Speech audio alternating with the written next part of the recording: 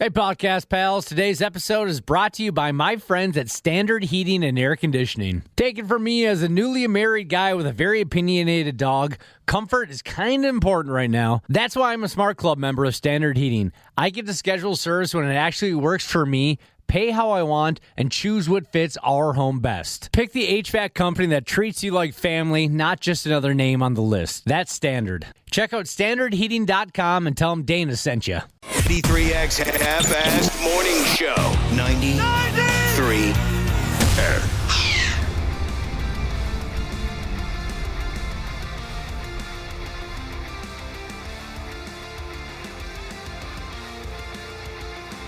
You can't make it up. You just can't. You can try, but you're welcome, folks, to the damn 93X Half-Assed Morning Show. Welcome to the Wednesday program. We'd love to tell you that Ashley's back in studio with us, but she's not. Still not feeling quite right. I haven't felt right about anything I've done professionally or personally ever, but I still showed up, didn't I? I'm still waiting for the day I feel the same. Right. Is she going to make it? I think so. I mean, she has nothing overly concerning, but enough that they're keeping her. So she's just got to get some things checked out. Who's keeping her? The doctor's keeping her. Doctor told her. She's having a couple of sleepovers, and so I don't know how much she wants us to share, but it's not like a life or death thing. But it's some concerning enough that she's got to stay in the hospital. Oh no! Oh no! Oh, I'm sure she'll be fine. You know what I do when I'm not feeling well, Cubby? What's that? I listen to the first Boston record. Oh, that'll put you in a good mood. Yeah, More Than a Feeling, Peace of Mind, Smoking, Let Me Take You Home Tonight. They ever Hitch a Ride? What am I missing? Foreplay, Long Time. Come on, there's a couple more. Have they ever sang a song without smiling? You can hear it. You can hear it when they sing. You can hear they're all smiling. Rock and Roll Band and Something About You. I think I got all the tracks off the first. I mean, it's the second biggest selling album in rock history. Every track on the record's a hit. 1976. When I'm not feeling right, I listen to the first Boston record. Text Ashley. Tell her about the first Boston record. No, I mean, we're horsing around, but we hope Ashley is doing all right. I'm sure she'll be fine. But that's my life hack right there. You got any life hacks for me, Josh? Life hacks. Yeah. Boy, that's tough. I mean, give me one life hack. I just gave you one. Life hack. Yeah. First Boston record. Did you write it down, Dana? I did. You often don't feel so good. No. You ought to listen to that now. Oh, yeah, what do you have? Like a Blink-182 album or? Springsteen. Oh, I know what puts you, if you're having a rough day, putting together some Lego. Yeah, absolutely. That's your thing. Been doing a lot of that lately. Try the first Boston record. While doing Lego, should I double up? No. Okay, just No. one. Would that be too much? Would that be Yes. overload? I'm going to ask you, I'm going to want you to pay attention to the record. And you don't want to disappoint Boston. Yeah, that's a good point. Because if they're playing and then they find, oh my gosh, hey, there's Boston. I'm just going to look in here and listen to who's checking out our band. And there's a guy putting together Lego. And you're like, that guy is a giant. And he's almost 40 years old. They might get a little disappointed, and then they're no longer singing with that smile on their face. Right. I don't want to kill their smile. That's the last thing I'd want to do. Dump one life hack on me. Well, I've always subscribed by the saying, "Whoever smelt it dealt it." Just know that. If somebody asks, that was them. Yesterday we jaw-jacked quite a bit about our Cuck cruise coming up next Friday. Today we've got your latest chance to get on board. So be listening for that. All right? Captain Cuck is sitting right across the room from me. Yeah, this got away from me. As we speak. What got away from you? The Cuck thing. I don't want to sit in a chair the whole time. You're going to be fine. You don't have to sit there the whole time. That's what you guys said yesterday. We'll give you an hour. An hour. How about just like as it's boarding? I want to walk around and say, what's up? I know you do. You'll have plenty of time for that. For 1 hour, you're going to sit in the Cuck throne, and you're going to do the Cuck routine, and you're going to like it. I think it would be funny, Josh, if you're maybe just for the beginning of the cruise, you're there as everybody walks on, and it's kind of like a photo op opportunity. People can take a photo with the Cuck King. Yeah. If you have no idea what we're talking about, yesterday we declared Josh Cuck King. He loves the joke. He loves all the cuck humor that's been going around it's become a hot joke in the last year or so. He loves it. A listener suggested, well, we've got this big event next Friday, our Independence Day boat party. Why don't we put King of the Cucks, Josh, in a cuck throne with a cuck crown and a cuck specter? And he has to, not specter isn't the word. Scepter? Scepter. And he has to, as a cuck, watch all of the festivities go on. Hilarious. Love the idea. You're getting cold feet. We'll just set you down there for an hour. Well, I guess it's a 3-hour party. Now that I think about it, maybe I'm not as into the cuck thing as I thought I was when I learned about this kind of hilarious term. Because now I don't want to just watch. It's too late. It's gotten too big. I want to hang out. You will hang out. It's gotten so massive now, the papers are going to write something about it. I talked to our program director. The local papers are going to cover this. Oh, they don't cover anything good about this radio station ever. Just give us 60 minutes. Yeah, no, I'll do it, obviously. If you take 2 potty breaks, it'll be more like around 48, 49. You'll be fine. One thing I was surprised by, but I probably shouldn't have been surprised because it's the internet, but there is so much cuck merchandise you can buy online. Yeah, T-shirts, hats, flip-flops, can koozies. Everything. Dog collars, board games. Hey, yo, fella Jeebus says that, are we going to play Cuck, Gray Cuck? Sure. I mean, this is kind of a work in progress. It's going to be massive. Oh, man. Don't worry about it, Cubby. Everything's going to be fine. No, I like the bit. The more I thought about it, like, I got to sit there for 3 hours. As you know, I like to just kind of stand. And yeah, you don't have to sit there for 3 hours. Not for 3. Because if you're sitting there, you can't get away from a conversation. Well, you're kind of trapped. He doesn't know how to do that when he's standing on his 2 feet. That's a good point. He doesn't know how to do that. If I had a bell, I'd be ringing it right now. yeah, I'm the one that's guilty of that. Yeah. I mean, that's like you know what? Maybe it's payback. Like, I'll hold somebody else. I don't mind that. Like, I love to, mingle, as they call it on these things. And so that was my concern. I'm sitting there going, well, wait a minute. I'm just going to sit there in this stupid chair and what? Nobody comes over. Are your kids going to be on this boat cruise again? Because I think that would be hilarious. Because they would roast you more than anybody. No kids on the boat cruise. Well, they're adults at this point. I was picturing little grade school children. No, they'll be on there, and you're right. I'm sure once they hear about this, I'm never going to hear the end. Yeah. They're going to love it. So, right. Gilf Sheezus said, okay, I can't take it any longer. What the hell is a cuck? Oh. Now, to be very specific, I'm not into the act of what a cuck actually is, right? I just think it's kind of a funny term. So a cuck is an individual who enjoys watching their significant other be pleased by usually folks in much better shape, bigger. That's the way it's been described to me. Sexually pleased? Sexually, yeah. Oh, my God. I have that correct, right? Yeah, that's what I understand. You kind of sit there, and that's what turns you on. You're the one that introduced me to it, really. So. Well, what introduced me to it was our voice guy. All of a sudden, the voice guy said something in a little drop in between songs, something about cucks and 93X. Oh, yeah? What is a cuck? And I asked a perverted buddy of mine, and he knew exactly what it was.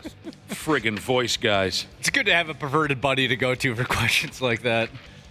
All right. We're all looking forward to it. Did someone say something about a perverted buddy?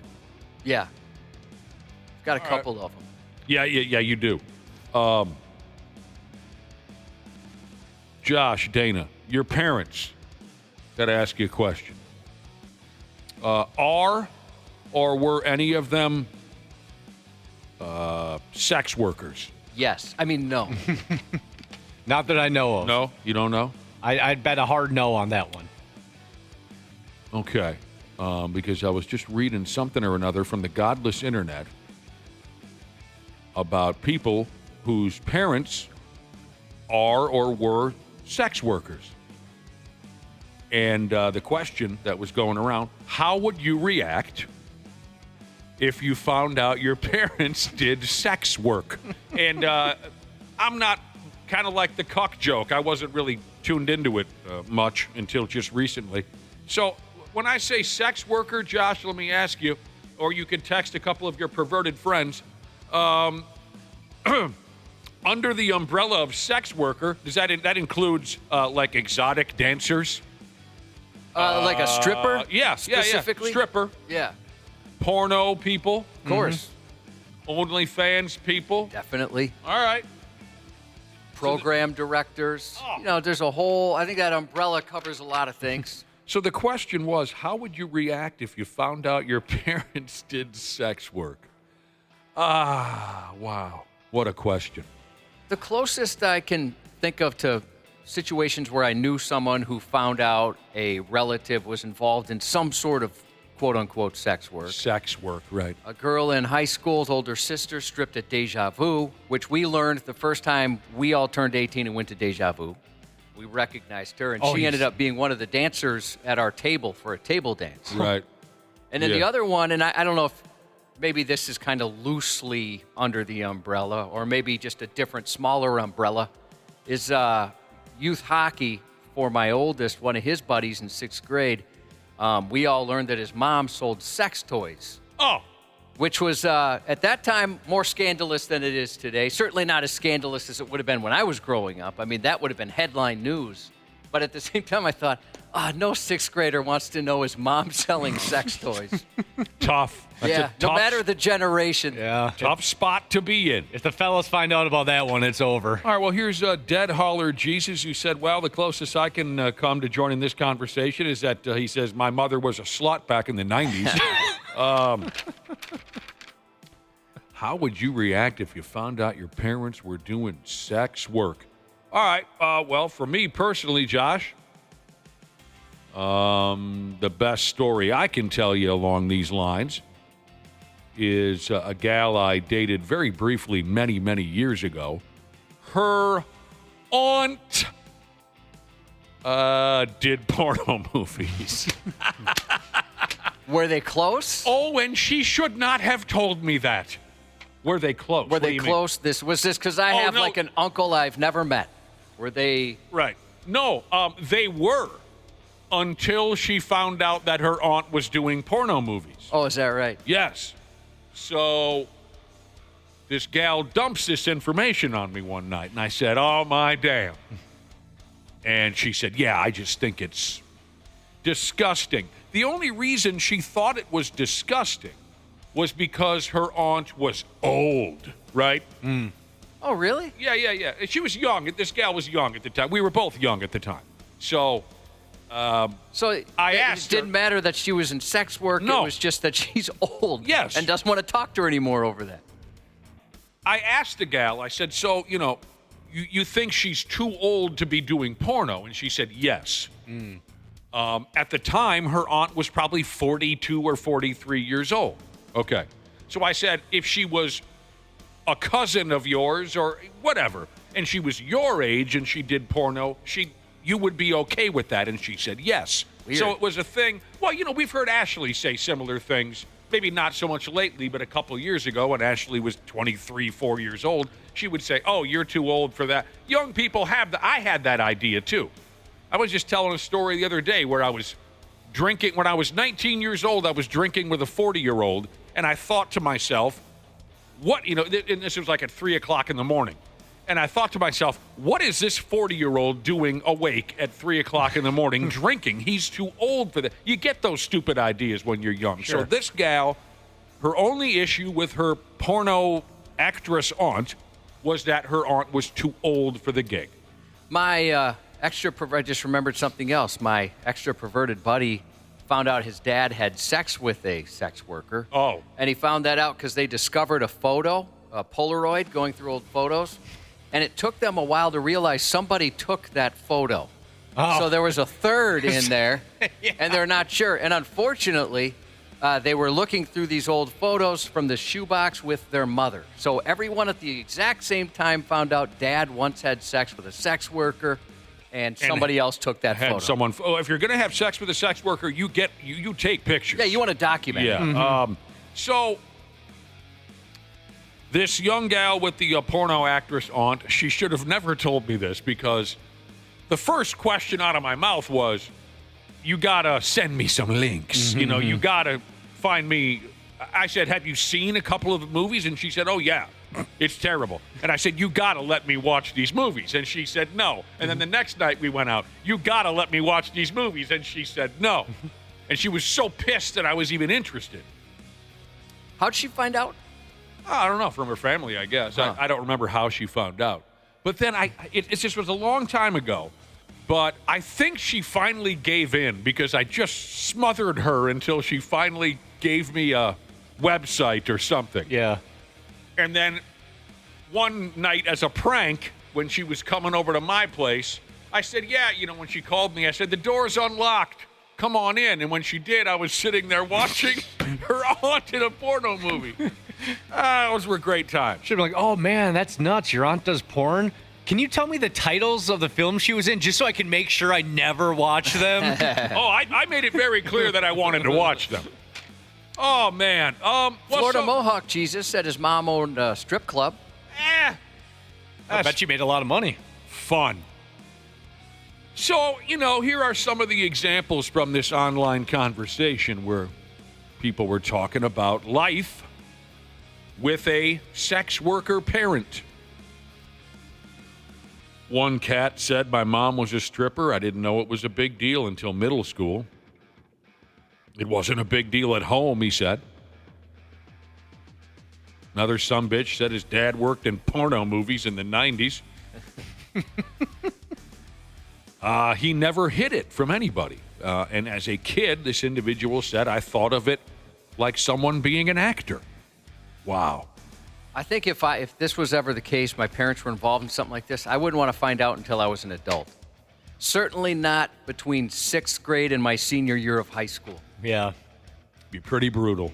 Could you imagine accidentally stumbling upon it? You're scrolling through Pornhub or something, click on a link, and you recognize. I recognize that apron. Yeah.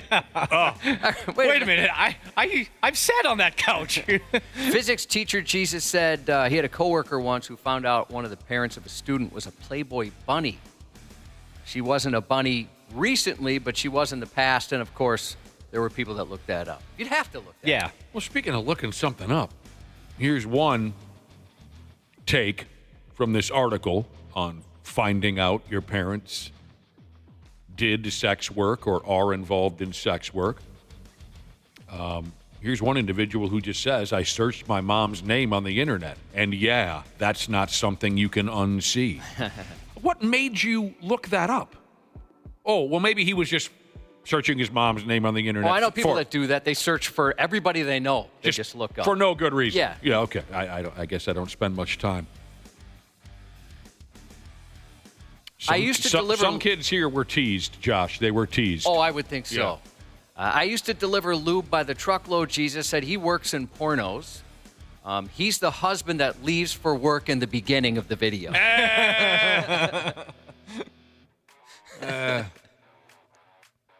Here's a certain somebody who said my classmates called my mom a whore when I was in 7th grade. I had no idea what they were talking about, and then I learned. He didn't go any further with that. He didn't elaborate, but he must have discovered that she was doing something. My mom did a bunch of videos in the 90s. I was ashamed my mom did porn at first, but I came to respect her. She raised me alone, never lied about her job, taught me about consent, boundaries, and self-worth. That's kind of like an after-school special, maybe on Cinemax, not necessarily ABC back in the day. But a couple of values from that. My dad was in porn. Is another entry into this conversation online about parents working in the sex industry. My dad was in porn. So who would you prefer, Josh, mom or dad? Dad. Yeah, absolutely. By far. My dad was in porn, both in front of the camera and behind. He was always open about it. He paid for my college in full, and I'm proud of him. Dresses like a cowboy, but not a cowboy, Jesus said. Next time you get a chance, you should ask your friend Jordan Max, who works in porn, what her family thinks of her career. That did come up once or twice. And she said they were cool with it. You know, at first, it sounded like her dad might have not have been super excited, but they accepted it. Mom right away, she said. And finally here, an individual says, my mom did a lot of amateur videos. I know what she did. She knows that I know. We pretend that she was a model. I wouldn't have that discussion with Mom either. Mom, back when you were modeling, God, that's exciting stuff right there, isn't it, Josh? Yeah. If it happens to somebody else, it sure is. 2 jobs, 1 income, Jesus. I'll clean this up a little bit, but he said, basically, imagine you use the video as they're intended for, and at the very end, after you finished using the video, it reveals your parents' faces. Oh, so like no. At first, the actors are wearing... Yeah, you think, oh, this is hot. Hoods or something. And weird. He's got the same tattoo as Dad. What a coincidence. And then afterwards, you realize that is Mom and Dad, or Mom and somebody else. Yucky. Oh, I can't even imagine. Yeah, that would be troubling. I think the word is troubling. B-Red, G Malibu Baby Jesus said his uncle was in porn. Didn't know until he found it online, and he saw his uncle's giant swinging D. It was horrible. How do you get that image out of your head? You know, with how prolific it is, maybe you would. I mean, obviously, that's tough to say, I guess. But if it were me and I was in it, I would want to tell you guys, hey, just so you know, if you're searching around, you might find me. I don't want to ruin the porn experience, but there's a possibility I'm going to be in a video. I'd want to give a heads up to certain people. You pick them up, you dropped them. Jesus is asking me what was the name of the porno movie where my girlfriend at the time, her aunt, was the lead actress. I have no idea. This was a long time ago. I should have. And you said this was in the time of the internet. Yeah. So was it like I guess I'm struggling to find the word. Professional? Yeah, professional. That's the way to put it. It was somewheres in the middle between professional and full-on amateur. It was a cheaply done, it wasn't like Vivid Video or something. Just like an amateur thing. Well, it was somewheres in the middle. I mean, somewheres in the middle. Brewers in High Life Jesus said, after I graduated high school and moved out, my mom and her boyfriend started going to swingers camps and are now members of a nudist community. The nudist camp. That's where we're all headed eventually. You guys know that, right? Of course. Yeah. Yeah, but how unfair of this girl that I dated so many years ago, how unfair was that? That she had no problem if this friend, relative, in this case it was her aunt again, she had no problem if her aunt was 25 years old, but the fact that she was 42 or 3, that made it gross and wrong. Yeah, I don't get. I mean, I can understand. Okay, gross. It's the young people think old people are gross. Yeah. And sometimes it's surprising the age they think someone's old. Oh, yeah. But I do understand. I mean, I remember in high school, 30 years old, you're probably close to death. I had the same mindset. But I can't imagine that's the difference between ever talking to my aunt again or not. Hey, if you were 20 years earlier, we'd have a relationship, but you can't do this in your 40s. What was so much fun about that chapter in my life, not to sound overly dramatic, but that's the only thing I could come up with, was this gal fell for it every time. You know, she would say, I bothered her. Let me see that porn with your aunt in it. And she would get so mad. And then I would say, hey, sorry, it won't come up again. And then 10 minutes later, I'd say, you know, your aunt, the one you were telling me about? And she'd say, yeah. Come on, let me see your porno movie. No! I could do the routine like multiple times in a night, and she fell for it every time. Oh, this is It terrible. was a lot of fun. Better than Dana at Mario Kart Jesus. He said he once found a sex tape that his parents made when he was cleaning out some stuff in the basement. Yeah? And after 10 minutes, he immediately turned it off. It's traumatizing. We have heard quite a few stories here from folks who found pictures and videos of they parents.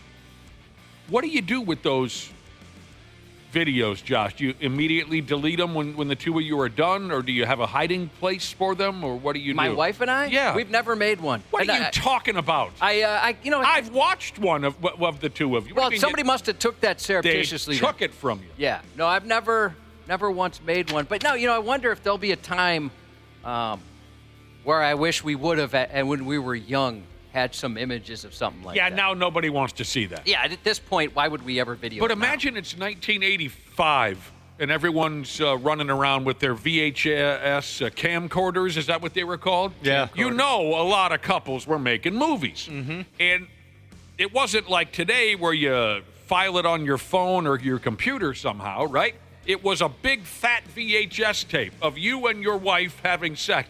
I wonder, how elaborate were the hiding places back then in the house, especially if you had kids? Did you cut a secret door in the ceiling and cover it or in the wall and cover it with a painting, and you had a safe like in the old movies with the dial on it? I mean, where did you, because that must have been serious business for grown folks in the 80s making movies. Because if it got into the stack of the other blank VHS tapes, remember it was common like to tape something off the TV back in the day. Oh, this looks like the tape I used to record Back to the Future. Right. And you slide it in and you see your parents. Right. That would be horrible. You can't fall asleep at the wheel in that situation if you're a mid-80s parent making home movies. Oh, man. Well, and obviously mistakes have been made because, like I said, we've had many listeners text in and say, yeah, I found the pictures of mom and dad. Yeah, I found the video. Ah! Yeah, that'd be tough. That'd be my reaction. Especially depending on the age. All right. There you friggin' go. It's Wednesday. Sure as hell, Randy Shaver and Brad Ryder will be swinging by at around 7:30. One big, fat ass championship series was settled last night.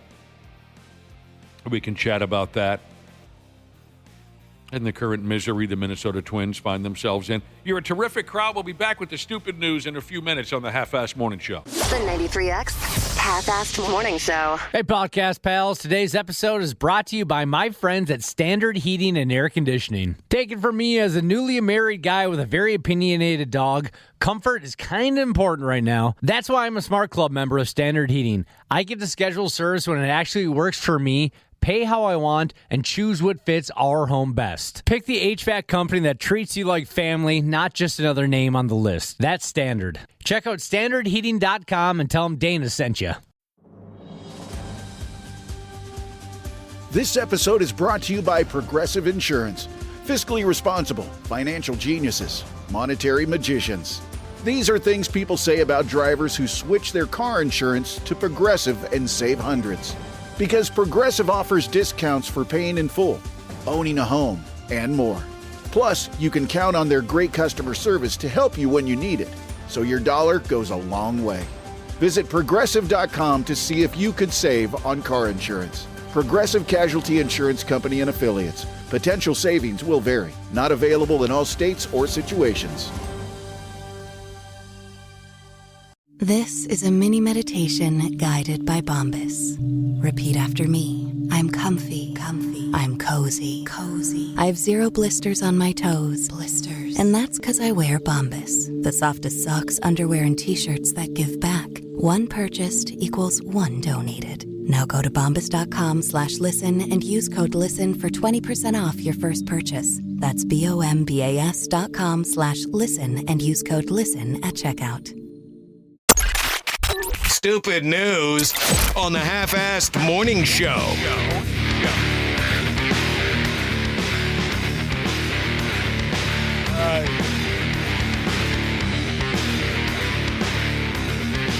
You know, something we were covering earlier on this morning, something that a lot of us would probably consider life-changing, a life-changing event.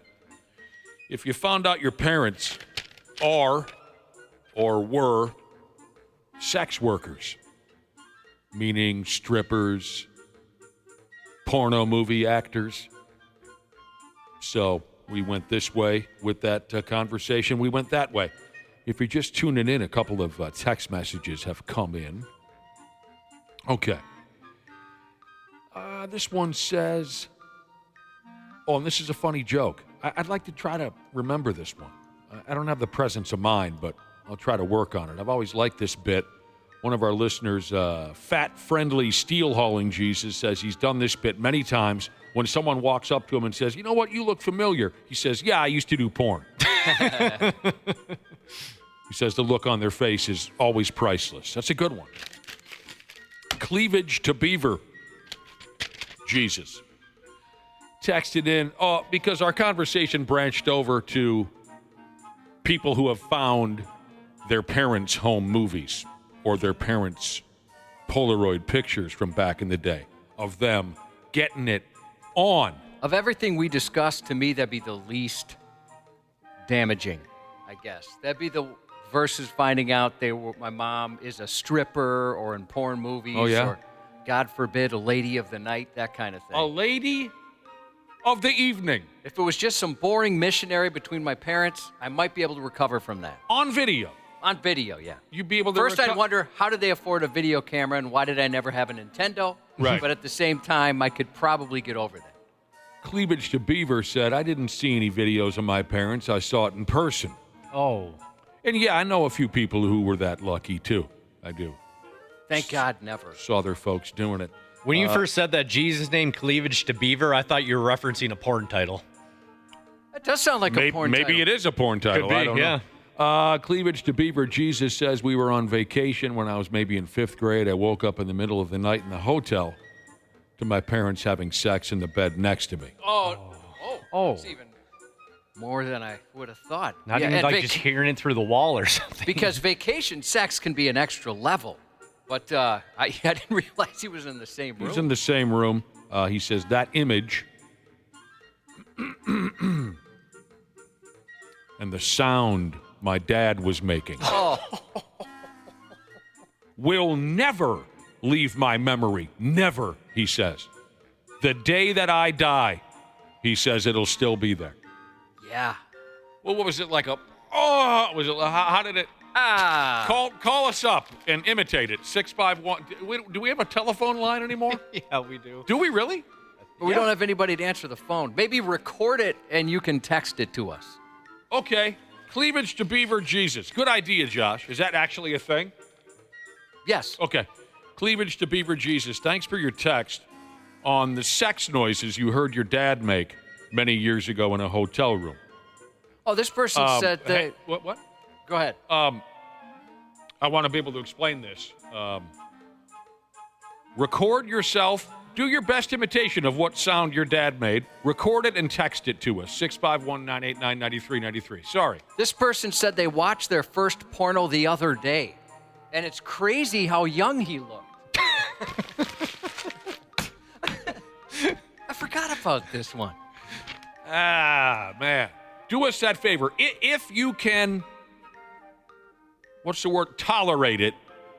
If you can muster up the courage, Cleavage to Beaver Jesus, we'd really love to hear your best imitation of your dad's orgasm. Oh, man. So I've just been picturing mom and dad missionary. Some people are texting in things they witnessed when they caught mom and dad doing. The specifics. I believe the phrase is, you have been hurt. Oh, I can't even imagine. Some of the positions, some of the acts. Some of the acts. Well, someone said something earlier about anal beads. Mom and dad we're playing around with anal beads. Wait, that's not a rosary. Oh, God, it is a rosary. So keep your eyes open for a text message from Cleavage to Beaver Jesus. This could be an all-timer. For now, we'll just we'll pile ourselves into the stupid news mobile. I always enjoy, Josh, seeing or reading about a derelict jagoff criminal who tries to make a getaway from the police in a forklift or a bulldozer or some other piece of heavy equipment. Me too. It's always guaranteed laughs. I totally agree. Like if it's just a car chase, unless there's some wild description of what happens, now I kind of skip some of those. Unless they're like, oh, this is incredible. He jumps off a bridge or something like that. I'll watch that. But these I will always watch. You'll pass up the real deal high-speed chases. Because you've seen them so many times. Right. I've watched all those shows. I mean, if I watch one video, I'll keep going on those. And I mentioned before, when you see the Russian ones, there's always a tank involved out of nowhere. You can never quite figure out how that happened. Tanks everywhere. The latest sad-ass puke bag of a human being is this here feller in South Carolina who snatched up and then tried to outrun the local police while driving an excavator down the highway. And hilariously, oh my God, Cleavage to Beaver, Jesus sent us some audio. Okay, back to the story. We'll get to that later. Hilariously, it says the guy who snatched the excavator was going at about the same speed as an average adult walks 3 miles per hour. This was late Saturday night in a town called North Charleston, South Carolina. Now, as we've mentioned, we've seen hundreds of these types of stupid, slow-speed chases. I don't understand why the cops don't just crawl up onto the rig and beat these dorks over the skull with a baton until they let go of the wheel. But I'm guessing that must not be procedure. 3:30 a.m. The guy was rolling down the highway in an excavator that he stole, Summers. And this has got to be tough for the cops because they know the guy's not getting away. This lasted for over an hour. The patience involved is remarkable. The excavator was going so slow that the cops had to briefly stop so they wouldn't pass the damn thing. They hollered at Dinkus to stop with their blowhorns and whatnot. He didn't want to listen. Soon enough, the dude drove off the road and got stuck. He upped and ran. A police dog caught him, took a bite out of his ass, and that's when the cops took to clubbing the guy upside the head and putting him under arrest. It was a 53-year-old man acting like that, Josh. No word at all anywheres in the story on mass amounts of alcohol or hard street drugs, which is surprising. Yeah, you'd expect that. It would be kind of fun to get in one of those chases, whichever side it is. A slow speed chase? Well, I'd be driving one of those things. I'd love to drive one of those big pieces, heavy machinery. Sure. You can do that, though, without being pursued by the local authority. Well, that makes it more fun. Yeah, I suppose. The lights and sirens, all the attention on you. Maybe you get one of those beanbag pellets shot at you or something. Yeah, or the, Air One, the helicopter is going to be over top, just shining the light.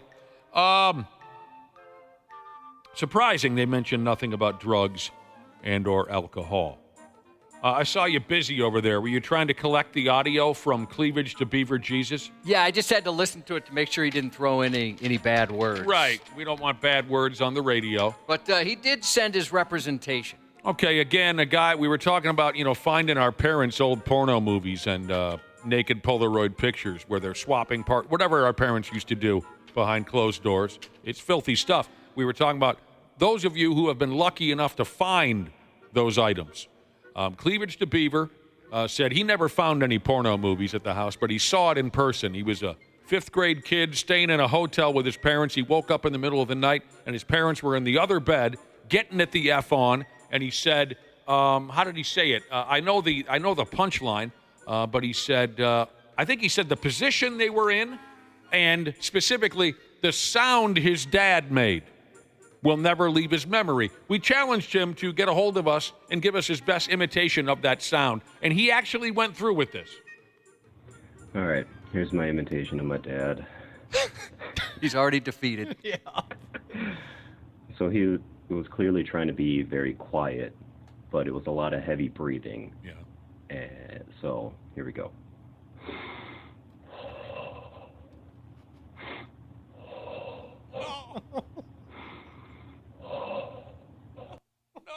He Darth Vadered her. Oh, man. He really does remember everything. Yeah, he does. Oh, God, here we go.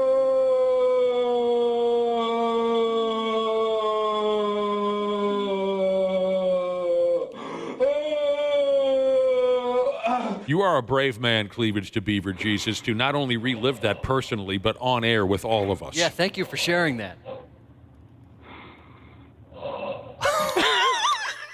That didn't last very long, I noticed. That's horrifying. And by the way, he said it was dog style. With his mother. All right, I think this year's story comes out of Korea, for Pete's sake. A pervert tricked some gals into getting naked. And here's what the peckerhead did. At a bathhouse. It always kind of throws me to hear that. Or read that word. Bathhouse. Yeah, I always thought at one point in my life that those were just like places for prostitutes and whatnot, but Yeah. I guess not. I think it became known for that. That must be a it. sauna, a bathhouse. This is not something I'm terribly familiar with other than in the movies. Like if you watch an old movie from the 60s or 70s, Josh, and the setting is New York City, on every street corner there's a bathhouse. And it made sense to me because we grew up not too far from one, and it got shut down because it was pure prostitution. So you knew what a bathhouse was. Yeah, I had heard of it. I never had, didn't know what it was until the big news that they shut it down because it was prostitution. So I just always assumed that's what it was until I've seen other people say, well, no, it's kind of a legitimate thing. Certain cultures do it more than others. Yeah, certain cultures do it more than others, absolutely. You see, at least I've seen on video, like there's a pool and a couple of saunas. I don't get it. I don't understand why you'd ever hang out there. But anyway, Korean guy pulled off a sneaky trick at a bathhouse. Now, what was that? Was that you? Oh, it was... He switched the signs out front the men's and women's bathing rooms. Are you following this so far? Yeah. Switched the signs out front the men's and women's bathing rooms so gals would walk all ass naked into the men's joint and he could see some boobies. What a douchebag. Sounds like something that Lewis and Gilbert would come up with in Revenge of the Nerds Part 4 or 5. You know what I mean? It does seem very 80s movie. Yeah.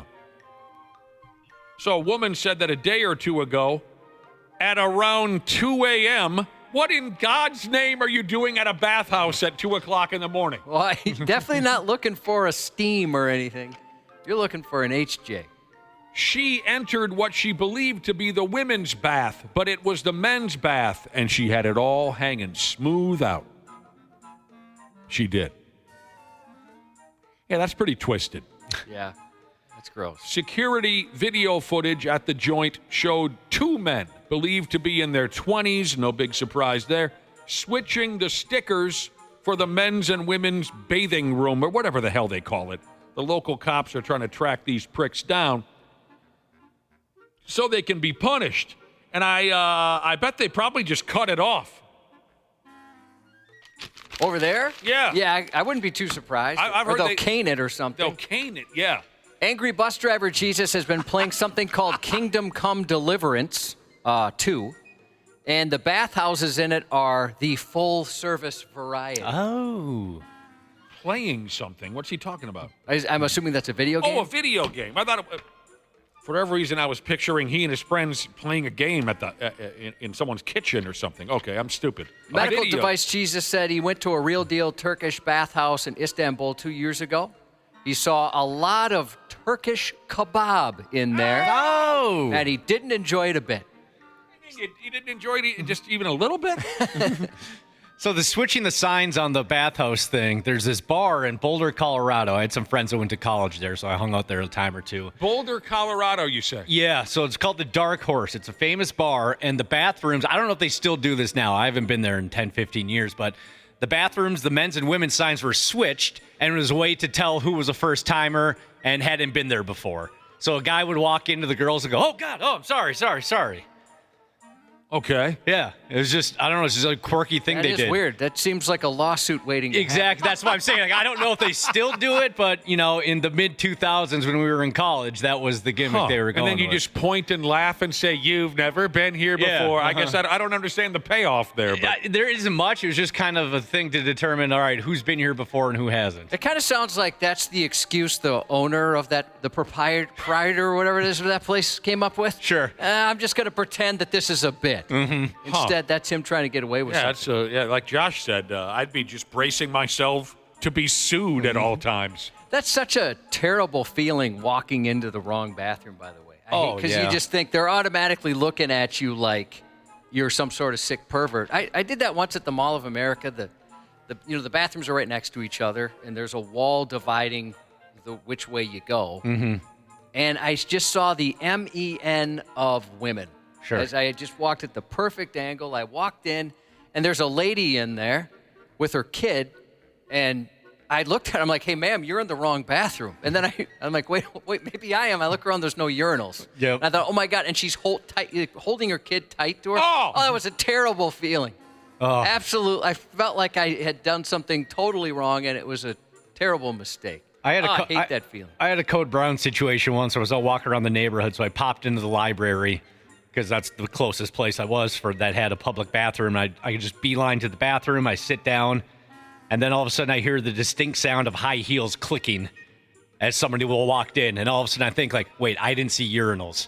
I am currently on the toilet in the stall of the women's bathroom. That's my life hack. You asked for a life hack earlier. Look for urinals when you go into the bathroom, gentlemen. That's a good call. I certainly have. I've been in. Oh, I do every time now. Not every time, because usually I've got other things on my mind, but out of a concern that I might walk into the wrong head, if I'm in a strange restaurant or bar or, like Josh said, out at a mall or something, I immediately look for the urinals, and then I know, okay, this is where I belong. You want to know more about people finding things that belong to their parents, like porno movies and things like that? Twins fan Jesus texted in to say he and his sister were cleaning out his grandpa house, maybe after he checked out. He didn't say so, but that's my guess. He and his sister were cleaning out their grandpa house, and his sister found something and picked it up and said, "What is this?"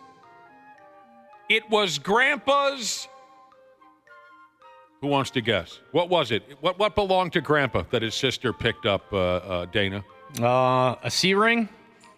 Good guess. Grandpa's C-ring. Josh, what did they find I was that going belonged to say to fleshlight, but that's probably too obvious. It was Grandpa's penis pump. If he was alive, what would Grandpa have said, Josh? That's not mine. Right. But you have a receipt. One Swedish-made penis pump. Right. Grandpa had a penis pump, huh? Yeah, he did. And it's not for you to judge. I was at a urologist's office officially for medical purposes, and then on the walls they had ads for stuff like that, the variety of pumps you can get should you need it, a lot of ED stuff. They had him right out in the open. Yeah, maybe I shouldn't call it an ad. It was more like, here's some things we can do to improve your situation. Okay. Like you might see a photo of the musculature of a body in a doctor's office where it points to, Sure. Here's your bicep, that kind of thing. Yeah. It was similar to that. God dang. Recently I got real lucky when I got home from work. Austin Powers Part 2 was on. The one with Mini-Me. Mm-hmm. And unfortunately, the first appearance of one of the worst characters in movie history, Fat Bastard. But anyway, I hadn't seen Austin Powers Part 2 in 25 years, or however long it's been since it came. Now, the penis pump thing was a big hit in the first Austin Powers movie. He keeps claiming the penis pump doesn't belong to him, like Josh was doing. Great bit in that first movie. I had forgotten this. In the opening scene in the second movie, he's being shot at by a fembot. Opening scene, Austin Powers is dodging fire from a fembot. He dives behind a bar to avoid the bullets. He comes up from behind the bar to see where the fembot had gone, and on the bar is his Swedish penis bump. And he just picks it up and kind of looks into the camera and then dives back behind the bar. I hadn't seen that in so long, I was dying back at the house. Back to bathrooms. Have you ever seen some of those bathrooms that have creative signs like a rooster on the gentleman's bathroom? Almost always. Everyone likes that bit. Yeah. I saw one, I can't remember, it was in Minneapolis, where they had, on the men's, it was a car, and then on the women's, it was a garage. Oh, sure. You got to think a little bit. Yeah, it takes you a second. You got to think. Use your head, for Christ's sake. I don't know why I just went after you right there. And I apologize. Now, I don't play games with spicy foods. Not my game at all. I know some of yous enjoy. I'm a fan. Some of yous enjoy gastrointestinal pain and lava-hot diarrhea followed by hemorrhoids. To each his own. I do not want any part of it. Check this deal here. Check this one out. A doctor, don't you know, out there in California has decided to go ahead and sue a Thai restaurant. The doctor says that she ate some food over there 2 years ago that was so spicy, it, quote, permanently harmed her. That's what she said. The doctor goes by the name of Walia, Dr. Walia. Oh, she's one of those neurologists, if that matters at all to you. She's suing a joint called Coup de Thai. Dr. Walia says back in 20 and 23, she went into the joint. She ordered an appetizer called Dragon Balls. She claims the Dragon Balls burned her vocal cords, burned her esophagus, and burned the inside of her right nose hole portal. The inside of her right, I think they call it a nostril. Now, if you're a foodie dork, maybe you want to know this. Dragon Balls are made of spicy chicken balls fried with mint, shallot and green onion, cilantro, kaffir lime leaves, chili, and rice powder. And it's served hot. Now, the culprit that supposedly burned this lady down was the chili. They call it Thai chili or bird's eye chili. I guess it's hotter than Dutch love. In this lady's lawsuit, she says she asked her server to make the dish with less spice because, quote, she does not tolerate spicy foods. The server agreed, but then Walia took a bite of the dish. She felt her entire mouth, the roof of her mouth, her tongue, her throat, and her nose burn like fire to the point where her eyes and nose watered and she began coughing. She drank an entire glass of coconut water and regular water. It did nothing to help the pain. She asked the waitress for a dairy product to help with the burns, but the waitress didn't bring her Dick Tracy. She, according to the lawsuit, incurred permanent injuries and will forever be damaged. She's describing the burns. Again, I'll tell you one more time. Where did I say the burns happened? Well, you mentioned like Here it is. Yeah. The burns on her vocal cords, her esophagus, and her right nostril. She described them as like chemical burns. The food was, quote, unfit for human consumption. Now, Coup de Thai has denied causing this lady any harm at all.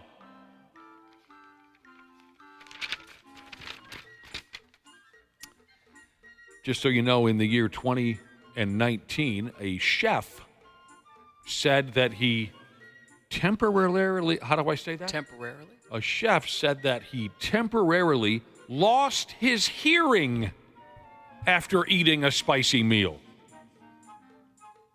You don't hear that too much. No. Well, what do you think? That's crazy. I mean, I don't know. The restaurant said, all right, well, this has never happened to anybody else that's had something like this. If it's never happening, it's a legit dish. I don't know. It's weird. Feel bad for the lady if this is all true. It's never happened to anybody else. That exact dish. That's what they said, yeah. Well, then I think we all know what's going on. Yeah, it kind of seems that way. I mean, want to give her the benefit of the doubt, but they said, we've served this thousands of times. Nobody's ever had a problem. Then I think. I've got a real problem with spicy foods. Can I get the spiciest thing you have on the menu, please? Just dummy it down a tad. I don't even go near this stuff. Oh. Now, when I'm at a place and they ask you what kind of spice level you want, 1 through 5, I'm always just 1, 0 if possible. Yeah, I like it, but not to the point where it doesn't taste like anything. It's just pure pain. And you're just sweating at the table. Yeah, I don't like that. And I thought water was the worst thing you can do as well. She should have led with Yeah, I don't know. I would panic. I would panic and probably drink whatever was in front of me. whatever bread or dairy you got around. Real quick, Cubby, some poor bastard in Italy, he accidentally effed up something expensive and supposedly meaningful at a museum over there. Fancy schmancy museum, you can picture it, I'm sure, filled with historic museum-y things. Garbage is what I'd call it. What they had in there was something called the Van Gogh chair, named after Vincent Van Gogh, who was a painter, wasn't he, Josh? You know it. Josh has a Cuck chair. This museum has its own Van Gogh chair. Anyways, a dude with his big ass, he and his wife were visiting the museum a day or two ago, and they waddled up to the Van Gogh chair. Dude thought it would be a great idea for him to sit in the 2,000-year-old chair or whatever it is, while his wife took a picture, because you know how much museums love it when you touch and handle the merchandise. So dude squats his big carcass into the chair, and it straight up collapses under the weight of his cheeks. Chair gone. Oh, can't even imagine what that would be like. And just in case you're wondering, there was a sign right effing there warning people not to touch the stupid Van Gogh chair. I'm not sure what it's worth. The article here in front of me called it, quote, pricey. Now, here's my favorite part. These weren't kids. These were grown-ass people. But what did they do immediately after they remodeled an antique chair that didn't belong to them? They ran like hell. Like I said yesterday, being an adult doesn't mean the same as it used to. A true, grown, mature person faces the music and says, look, I effed up. These people, they ran like children. When they even snuck in like children, right? Oh, they did? Yeah, they're looking around, making sure nobody was around. Oh, I didn't know they snuck in. Yeah, and they just kind of went over there because they knew it was wrong. I mean, they knew you're not supposed to sit on it, but they wanted an Instagram photo or whatever they ended up. Oh, I didn't know they snuck the hell in. Yeah, they look to make sure there's nobody there. Oh, for Christ's sake. A big shot from the museum has gone ahead and said, it was an accident, but these two people left without speaking to us. That isn't an accident. They called the police. They want to find these two idiots and maybe dump some criminal charges on them. I'll just sit here real quick and you take my picture. Friggin' I mean, that thing disintegrated. Oh, it did. Oh, for Christ's sake. What are you doing? Yeah, that's pretty silly. You look like such a doof. He did. And we better get out of here, Two 50-year-old people, whatever the hell they Sports on the 93X Half-Assed Morning Show. Couple of Ks for Pagan and a scoreless ninth. The Reds hold on. They take down the Twins 6-5, and Cincinnati stays hot. It's wins in 8 of 10. The Reds a season high, tying 3 games above 500. Well, what the hell is going on? Been rough for the Twins. What the hell is going on over there? Yeah, the Twins lost again. That's 5 in a row. We can tell you more about it when Randy Shaver and Brad Ryder swing in. That's 5 in a row. And they'll play again tonight in Cincinnati. The Reds have an interesting...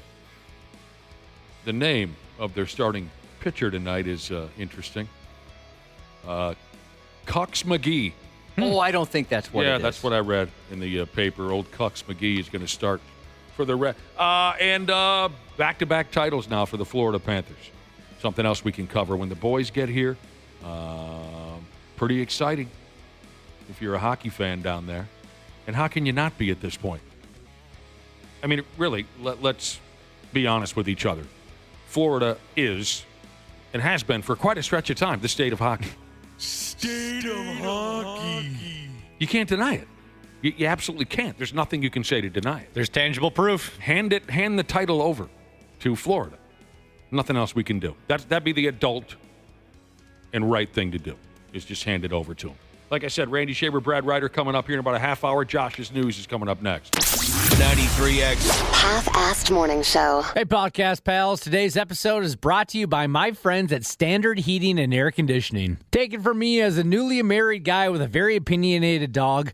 Comfort is kind of important right now. That's why I'm a Smart Club member of Standard Heating. I get to schedule service when it actually works for me, pay how I want, and choose what fits our home best. Pick the HVAC company that treats you like family, not just another name on the list. That's Standard. Check out standardheating.com and tell them Dana sent you. This episode is brought to you by Progressive Insurance. Do you ever think about switching insurance companies to see if you could save some cash? Progressive makes it easy. Just drop in some details about yourself and see if you're eligible to save money when you bundle your home and auto policies. The process only takes minutes, and it could mean hundreds more in your pocket. Visit Progressive.com after this episode to see if you could save. Progressive Casualty Insurance Company and Affiliates. Potential savings will vary. Not available in all states. The United States Soccer Federation presents the U.S. Soccer Podcast. Inside the opening 45 seconds. What a goal! Jack McGlynn with that cannon of a left foot. Never miss a game. What a start for the United States. Shot for distance. What a goal! Never miss a moment. Exquisite from the San Diegan. Can he finish? Yes, he can! Yeah! The U.S. Soccer Podcast. Follow and listen on your favorite platform. Can I hump your leg for 15 uninterrupted seconds? The 93X Half-assed Morning Show. I've talked to the victim, and he's going through a significant process to try to have to fix this at this point. Well, this is a weird one. A 42-year-old man from Beverly Hills got an unexpected surprise when he returned home Friday. He found a Bath & Body Works gift package on his porch. Inside were some scented lotions, etc., along with a photo of his ex-girlfriend holding a marriage license certifying they were married, which was news to him.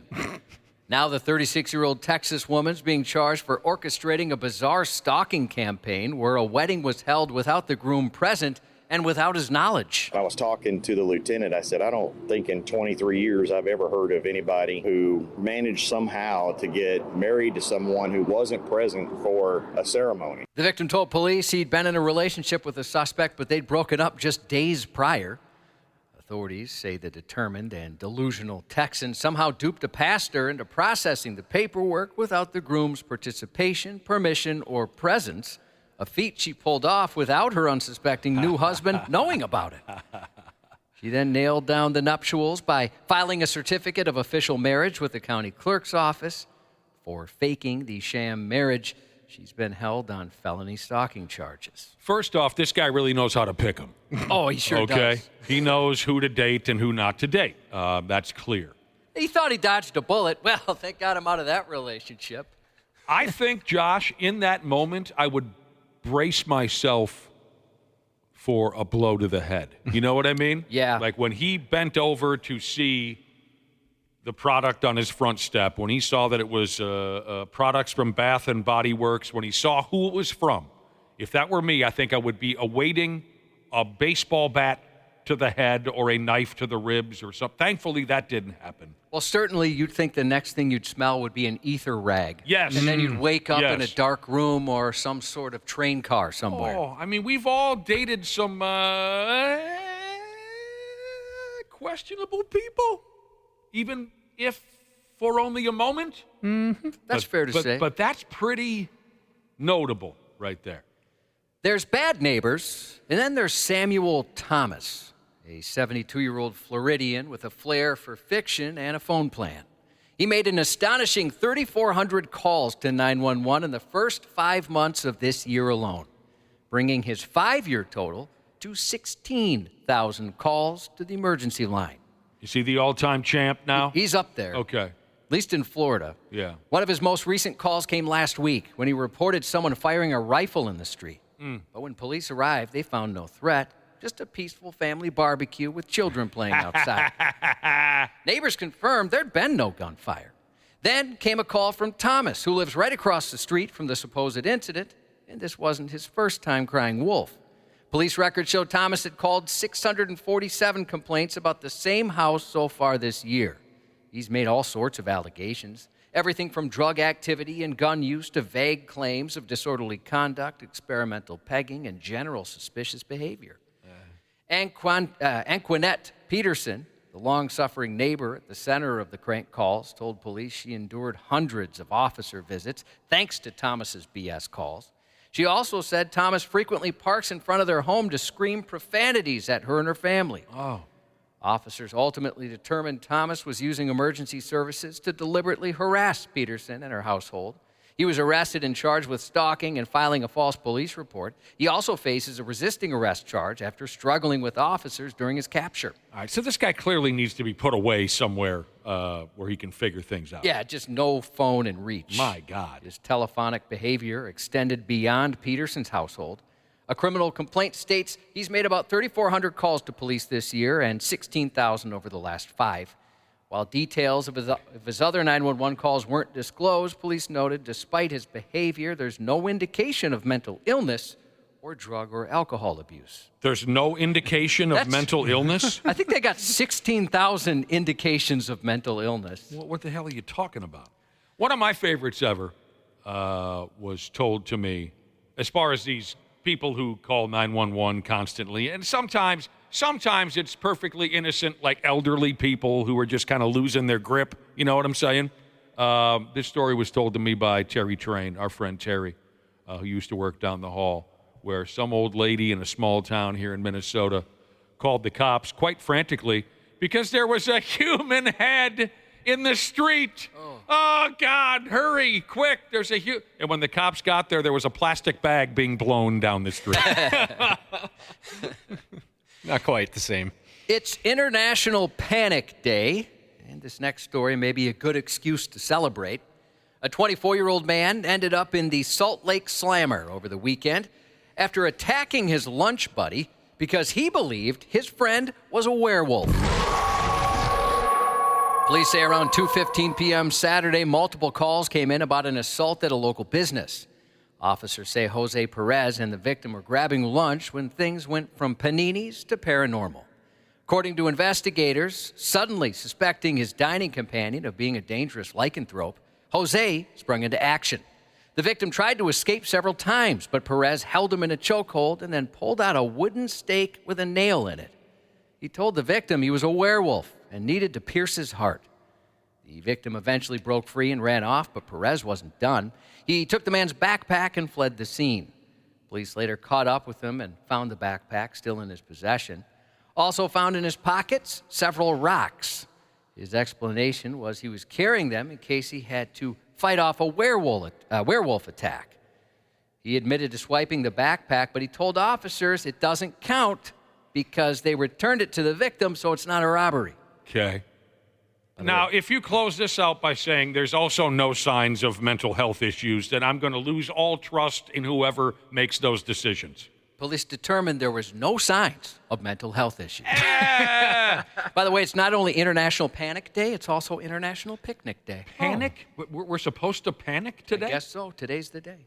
You got anything that's pushing you in that direction currently as we speak? Oh, I can think of a few. God help us.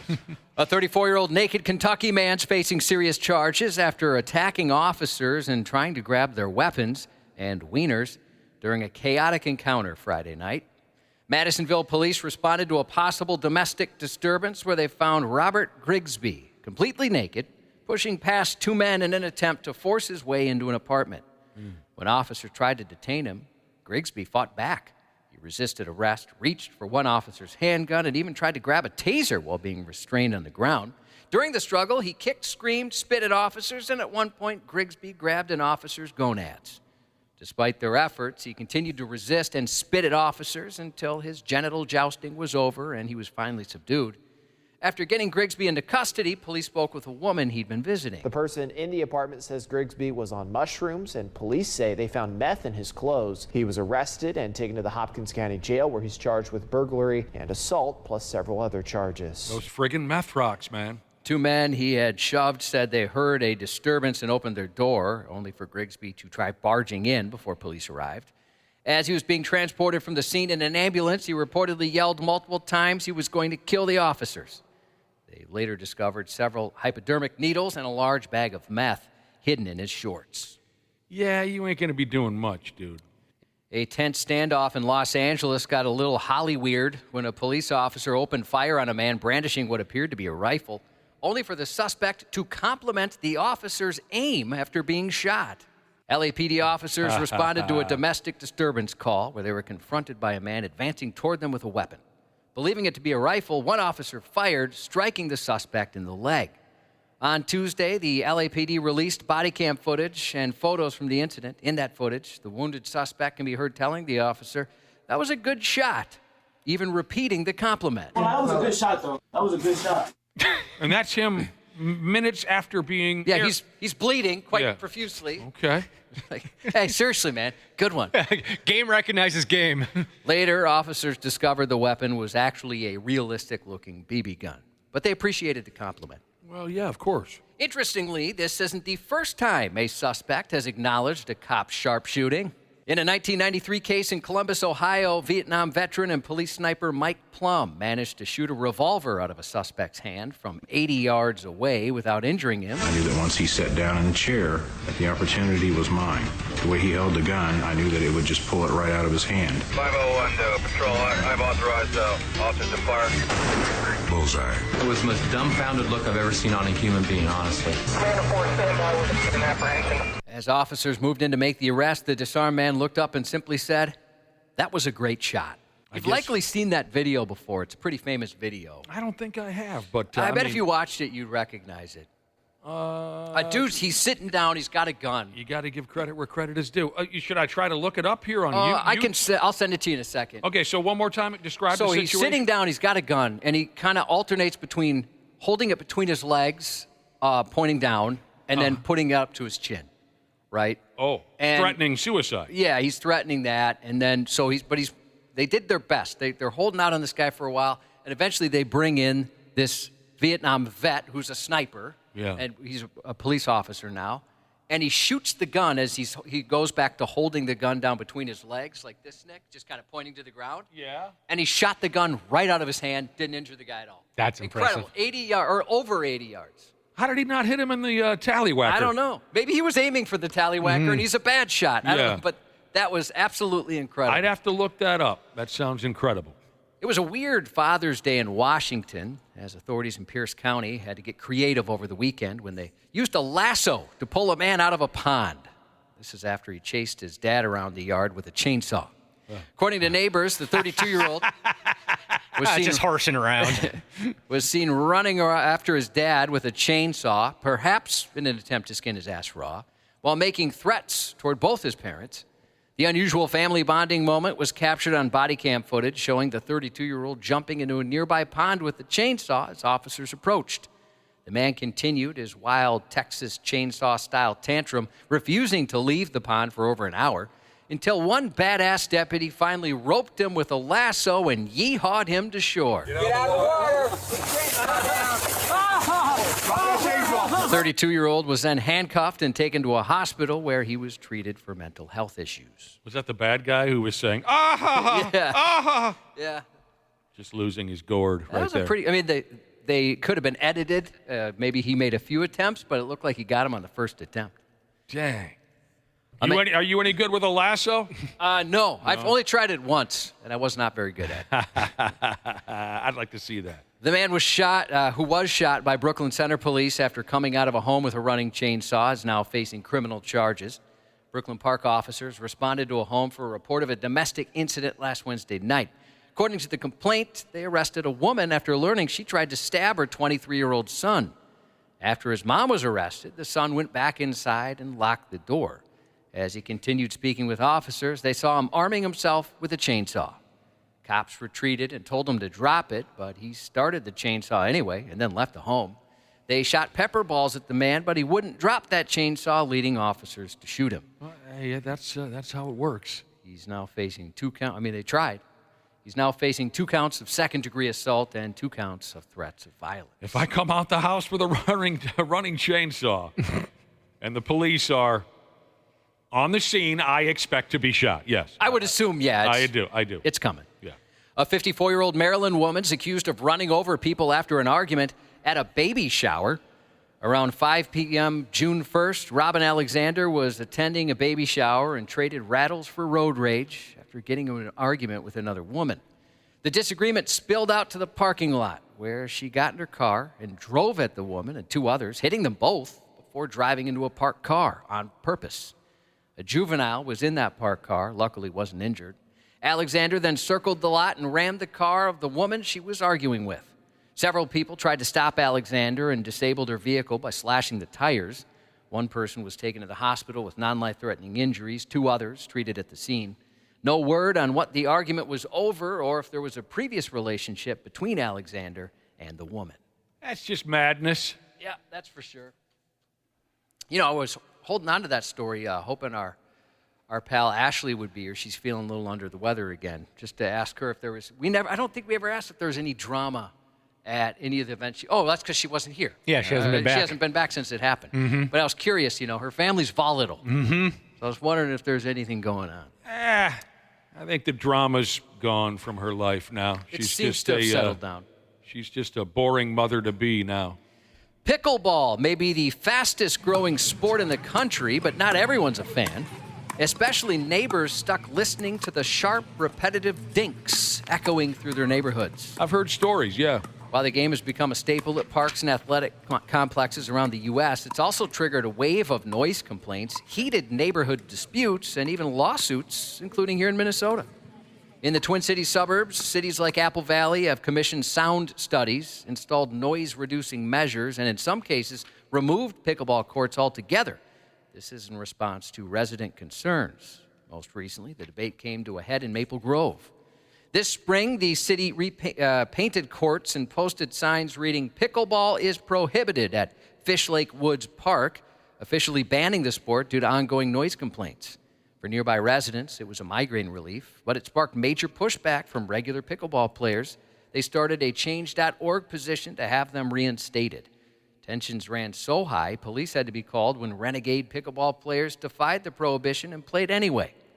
Maple Grove officials explored how to reduce sound at the park, where pickleball courts are as close as 70 feet from some homes. They debated costly noise barriers and sound studies, but in the end, they relied on existing research, which advises against building courts within 200 feet of homes and recommends noise mitigation efforts for anything within 500 feet. It's out of control, Cubby. Yeah, it's crazy how these things are, between official facilities and all the courts. Basketball courts are being turned into pickleball courts, and now there's other people that are just a little sick of it. I know some people who are very upset with pickleball. Because of the noise? They're tired of it. Yeah. Tired of the noise. I was trying to think of a trend, if that's a fair thing to call it, that has blown up this quickly. Certainly we talk things like swing dancing, but you don't have to alter your bar to host swing dancing. Here again, they're removing certain things to put in costly pickleball courts, and establishments where that's all they do are booming. That's a good question. Certainly we could sit here and rattle off dozens and dozens and dozens of stupid trends that have come and gone, but one that has left and is still creating such a mark. Where certain gyms are getting rid of basketball courts to put in pickleball courts. Where literally earth is being moved, buildings are being altered. New businesses are popping up. That's a very tough question to answer. Was racquetball ever that popular? No. Yeah, I can't think of anything. And maybe 651-989-9393 if you've got a good idea. But I have an serious idea. Money going into this. I have an idea. It probably didn't result in as much work being done. And I'm trying to find a fancy word for digging holes and making buildings. What is that? Infrastructure? Sure. Is that a word? It probably doesn't involve as much readjusting of infrastructure, but when skateboarding became a thing everywhere in the mid-'80s and ramps were going up, and then in the mid-'90s, skate parks were being built, it's not as prominent, but I think it belongs in the same conversation. Yeah, that's a change. Where I remember. Now like there's skate parks by me, and I'm so jealous that they have those. We never had those. There's an RC park by us, like an outdoor thing where you can just do some off-roading. But yeah, it's a very tough question. Good question. What about this one? Poker went from being kind of an underground, seedy thing to all of a sudden everybody and their grandma was having no-limit Texas Hold'em night. Well, you're certainly right. a big trend, but there was already casinos and places to play. All they needed was 2 tables at a bar for that. Sure, though. yeah. Like Josh is saying, we could sit here and rattle off all these trends, but one where so much is being changed, buildings knocked down, and courts put in. Yeah, maybe we've never seen anything like it. I can't think of anything like just recreation-wise. You could probably, unless you want to go back to the effing 60s and talk about ice rinks or something. I don't know. Yeah, like with drive-thrus at restaurants. I don't. It's a broad subject. It is crazy. But we all know what you mean. Yeah. Exploring the most bizarre, outrageous, and unforgettable moments in sports history tonight on Vice TV. Sports Gone Wrong.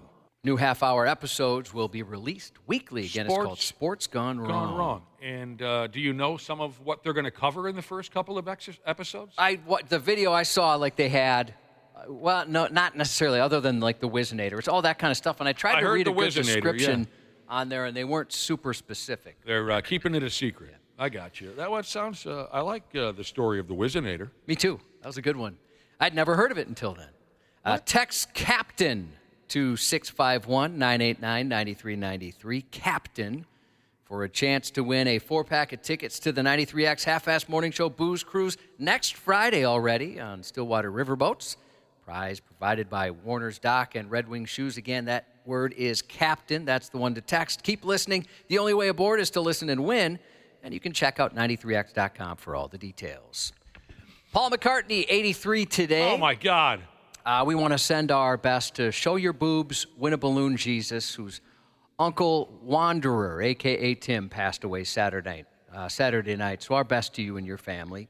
I'm sorry Jesus sent a nice message to the Luther Bloomington Kia text line wishing his beautiful wife 6 feet of Norwegian heat cheeses a very happy 14th wedding anniversary and said he appreciates her for settling. Happy early birthday to Amy, who's about to take a few days off. And happy birthday to Tim, turning 51 from your son, Austin. That's 93X News. Randy Shaver. Leaving the proverbial back door open. On the Half-Assed Morning Show. The fans rise. We're in Sunrise, Florida. Back to back for the Cats. The Panthers begin to celebrate. Panther perfection. The Florida Panthers win their second consecutive Stanley Cup. Can you describe your thoughts and your emotions going through everything you've gone through, following the Four Nations, Matthew, and getting to this point and winning on home ice? You have a childhood dream of winning the Stanley Cup, and to do this back-to-back times, we're a dynasty. Coming to Florida was one of the greatest things that's ever happened to me. This is a pretty big one. How does it feel to be Brad Marchand living in it? It's incredible. Words can't put this into reality, how great it feels, and such an incredible group. Yeah, you heard him say it right there. Back-to-back Cats is what they're saying down there in Florida. Hello, Randy Shaver. Hello, Brad Ryder. Good morning. Good morning. Florida Panthers went ahead and won the effing Cup again last night. And again, they beat the Edmonton Oilers. This time, it only took them 6 games. Apparently, Florida's the state of hockey. Florida truly is the state of hockey. I think back to Game 2, when the Oilers lost that game in double overtime. Yeah. Had they been able to find a way to win in Edmonton in Game 2 and take a 2-0 lead in the series, maybe it would have turned out differently. But that loss, then they turn around and get smoked in Game 3. But that loss in Game 2 was just heartbreaking. And their loss in Game 5. Not only the way they lost Game 2, but then the way they played in Game 3. We talked about it, how they just lost their cool the whole game. Yes, yeah. After game 3, that series was over. Game 5 was a big mistake. Well, mistake isn't the word. Game 5 was a big missed opportunity for the Oilers. How many overtime games were there in this series? 4? 3? There were 3. So it obviously could have gone either way. Yeah. But in the end, it's Florida, and it Florida truly is the state of hockey. It's been that way for some time. A Florida-based NHL club has appeared in the last 6 Stanley Cup finals. They've won 4 of them. Hell, the last club to win back-to-back cups before the Panthers did it last night was the Tampa Bay Lightning in 20 and then 21. It's a dynasty. I mean, that's what it is. It's a dynasty. This is what the NHL wanted. They wanted to expand the horizon of hockey in the United States, and they brought it to the Sunshine States, and it's been very successful. So it's crazy. The honorable thing to do is to go ahead and hand Florida our little state of hockey slogan, because obviously we've done nothing to earn it. You want to concede it to them? Concede it to them. You've won, fair and square. I think it's a mature and righteous thing to do. We can just go back to being the bold North. Didn't we have that when we hosted the Super Bowl? Yeah. Suddenly we were the bold North when we hosted this. We'll just stick with that. We do not deserve the state of hockey. It should go to Florida. They've won 4 more than we have, so I mean you can't dispute that. The last 6 Stanley Cups, there's been a Florida club in the mix, and they've won 4 of them. The Panthers have played in 3 straight finals. I mean, they are a great group of players. Right. And Reinhart had the huge game last night. I think he tie or surpass Gretzky for total goals in a Stanley Cup final series? You see, I don't know, Randy Shaver. It's an interesting stat. I think he had 7 in the series. Sam Reinhart, who won the what do you call it?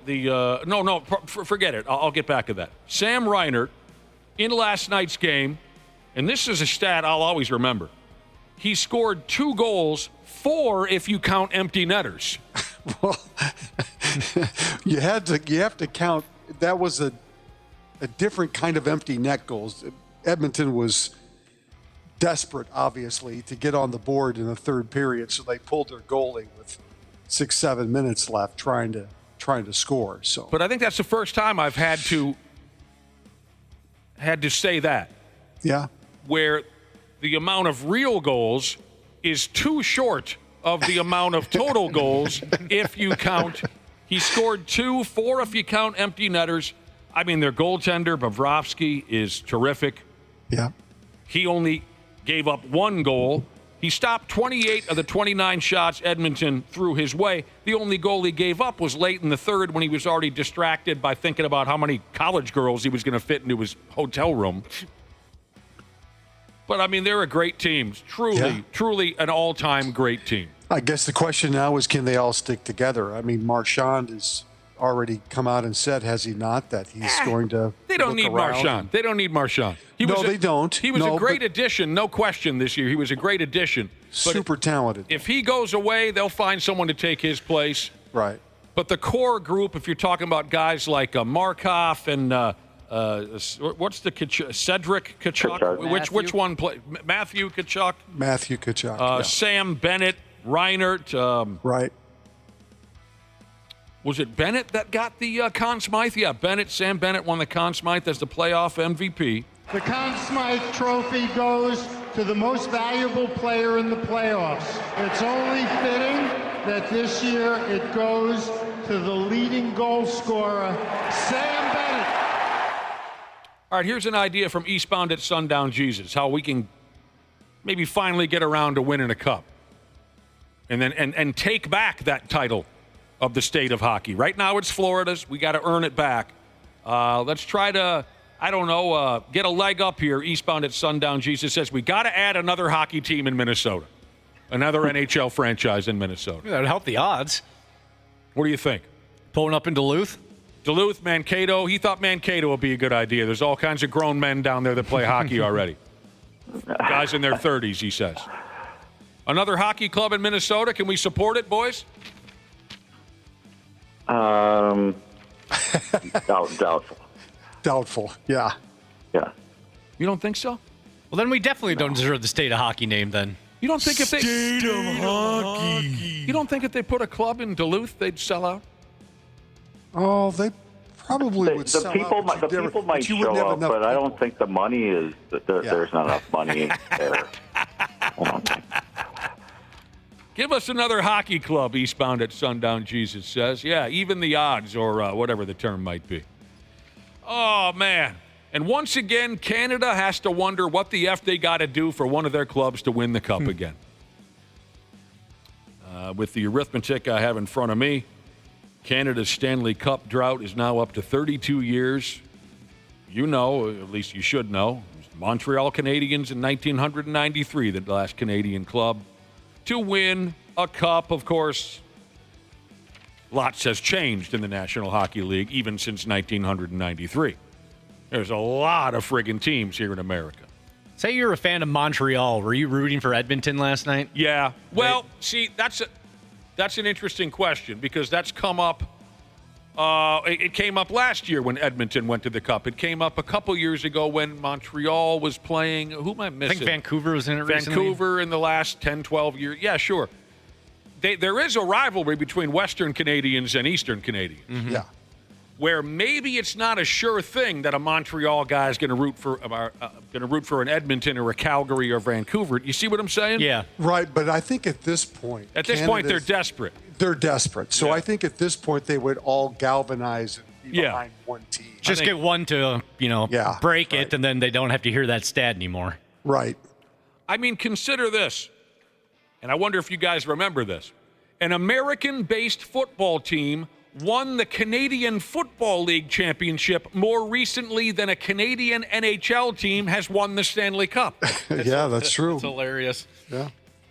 Now, tell me if I'm wrong. I mean, I know the year was 95. The Baltimore Stallions, for 1 year, a Baltimore team played in the Canadian Football League. And wasn't that some kind of a feel-good move? Because the people in Baltimore were still so saddened by the Colts leaving that they gave them a team for the Canadian Football League and said, here's a football team for you to cheer for. And then 4 or 5 years later, they got the Ravens. Right. So it was like a gesture because the Baltimore Stallions only played in the Canadian Football League for 1 year. The next year, Canada went right back to only Canadian teams in the CFL. That's friggin' hilarious. An American-based football team has won the Canadian Football League championship more recently than a Canadian NHL team has won the Cup. Also, congratulations to Nate Schmidt, former Gopher, became the 14th former Minnesota player / Gopher to win the Stanley Cup. Oh, do you have that list in front of you? I don't have the list in front of me. Oh. No. I just saw it on social this morning. Damn, someone should have dumped all those names on us. I mean, there's a few easy ones, but I'd love to hear some of those other names. Yeah. I'm sorry, I don't have it in front of me. But he was yes, go ahead. I was just going to say he raised the cup. He was the second person to skate around with the cup last night. Because it was his first. It was his first. That's correct. Right. They let the guys who've never won it skate first. So yeah. Mm-hmm. Panthers coach, is it Paul Maurice? I can never. Yes, okay. That's it. He has coached more NHL games. I mean, if this was a trivia question, I would likely get it wrong. He's coached more NHL games now than everyone except Scotty Bowman. Wow. I never would have guessed that. No. And now he's a two-time Cup champion. And let's talk about Corey Perry. Got a few text messages. Poor guy. Yeah. Got a few text messages on this morning from hockey fans. They used to be able to call themselves, fans of the state of hockey, but of course, state of hockey. We don't have that label anymore. Corey Perry. I believe he's the only swinging D ever to lose. Let me give you his rundown. His career stats over the last 6 years. In the year 20 and 20, he lost in the Cup final. In the year 20 and 21, lost in the Cup final. 2022, lost in the Cup final. 2023, he gave himself a little bit of a break. He lost in the first round. Last year, lost in the Cup final. This year, lost in the Cup final. He's done that now with 4 different teams, if I'm not. Is it 4? Montreal. Vegas.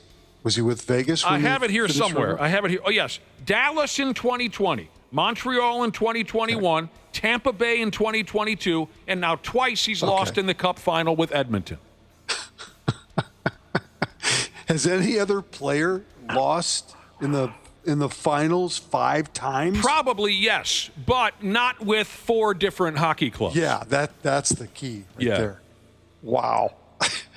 What team is going to want to sign him this year? Well, he's friggin' 40, so I think he's done. Is he? Okay. He's 40. Well, the Wild would take at least getting to the Stanley Cup at this point. Right. You're right. I mean, if you could There's a lot of guarantee teams that would take getting to the Cup. Yeah. Yeah.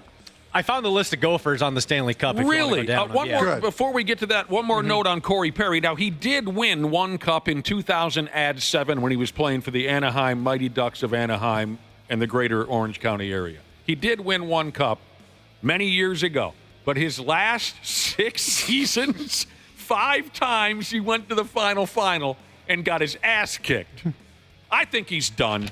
I think he's got to come on already. He's 40. Although he contributed quite well for his age. All right, this is a lot of fun now. 14 different Golden Gopher hockey players have hoisted the cup. I really can't wait to hear this because this is... No, Golden Gopher hockey. This includes players and coaches. Okay, fair enough. Yeah, so 1977. Well, let me guess. Yeah. What that would have been Montreal Canadiens? Yep. Go ahead, I can't guess. Mike Pollock? Mike Polish. Oh, wow, I'm already getting emotional. 1991 Pittsburgh Penguins. Just go ahead. Frank Peter Angelo. Oh, yeah, Peter Angelo. Goaltender. That was against the North Star. Oh, he was a great goalie. 91 and 92, Bob Johnson, coach of the Pittsburgh Penguins. All right. 95, Tom Chorsky with the New Jersey Devils. Yep, sure. It only started in 77, huh? Mm-hmm. Wow, okay. Oh, and 95, Neil Broughton. And Chris McAlpine. Oh, yeah, sure. 2004, Ben Clymer with the Tampa Bay Lightning. Word. 2009, Alex Goligoski with the Penguins. Yeah. 2013, Nick Leddy with the Blackhawks. Word. Yeah. Phil Kessel did it 2 years in a row with the Penguins. Phil Kessel.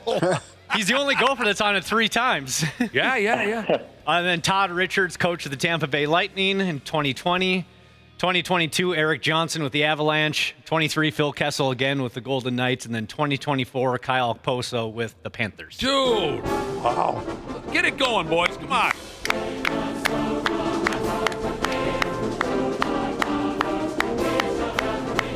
Absolutely no reason why I'm the only one clapping.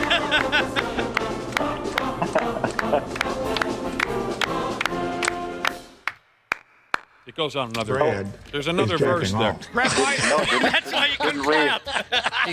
We missed the last verse. Yeah, there's another verse there. Wait, why? Because you went to the U of M? That's why you're jacking it?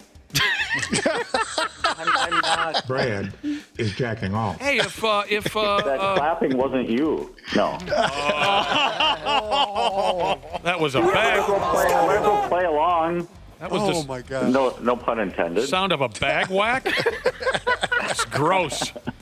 Cranking hog. If you're going to go down that road, I'm going to go down that road too.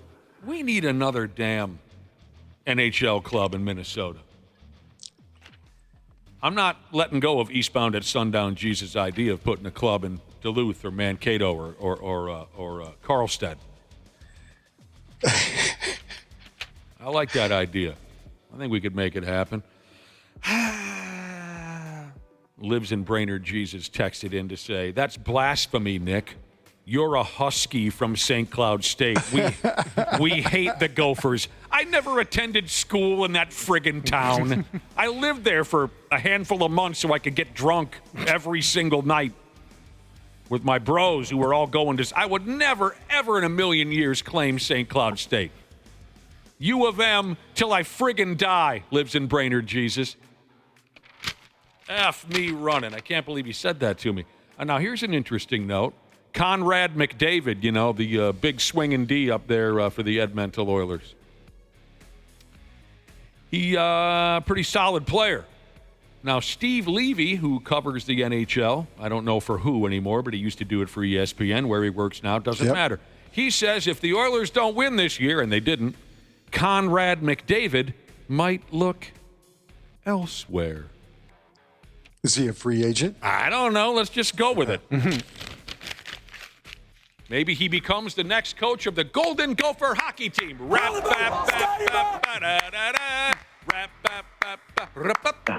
One of my buddies lives and breathes Golden Gopher sports. I don't care what it is. He lives and dies by it. And as you probably guessed, he does a lot more dying than he does living. But what's always funny for me, and he does it every year, whenever one of the big programs falters, he always wants the coach to be fired and then replaced by a former Golden Gopher. Oh, sure. One of those. Yep. There's a lot of folks in town that like to do that. Oh, I know, but every year and every team, it's outrageous, of course. But like, say the basketball team loses, we're watching a game on a Saturday. He says, we got to hire Trent Tucker to be the coach. That's just it. We got to hire Trent. And then he'll say, we got to hire, Joel Przybylski, hockey. He always wants to hire Neil Broughton or Steve Kristoff or something, and down the line. Golden Gopher football. Darryl Thompson, he's got to be the head coach.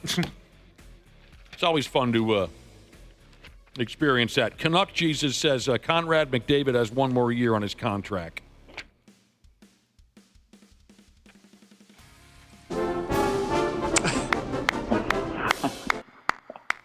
Maybe he becomes a man-bear pig?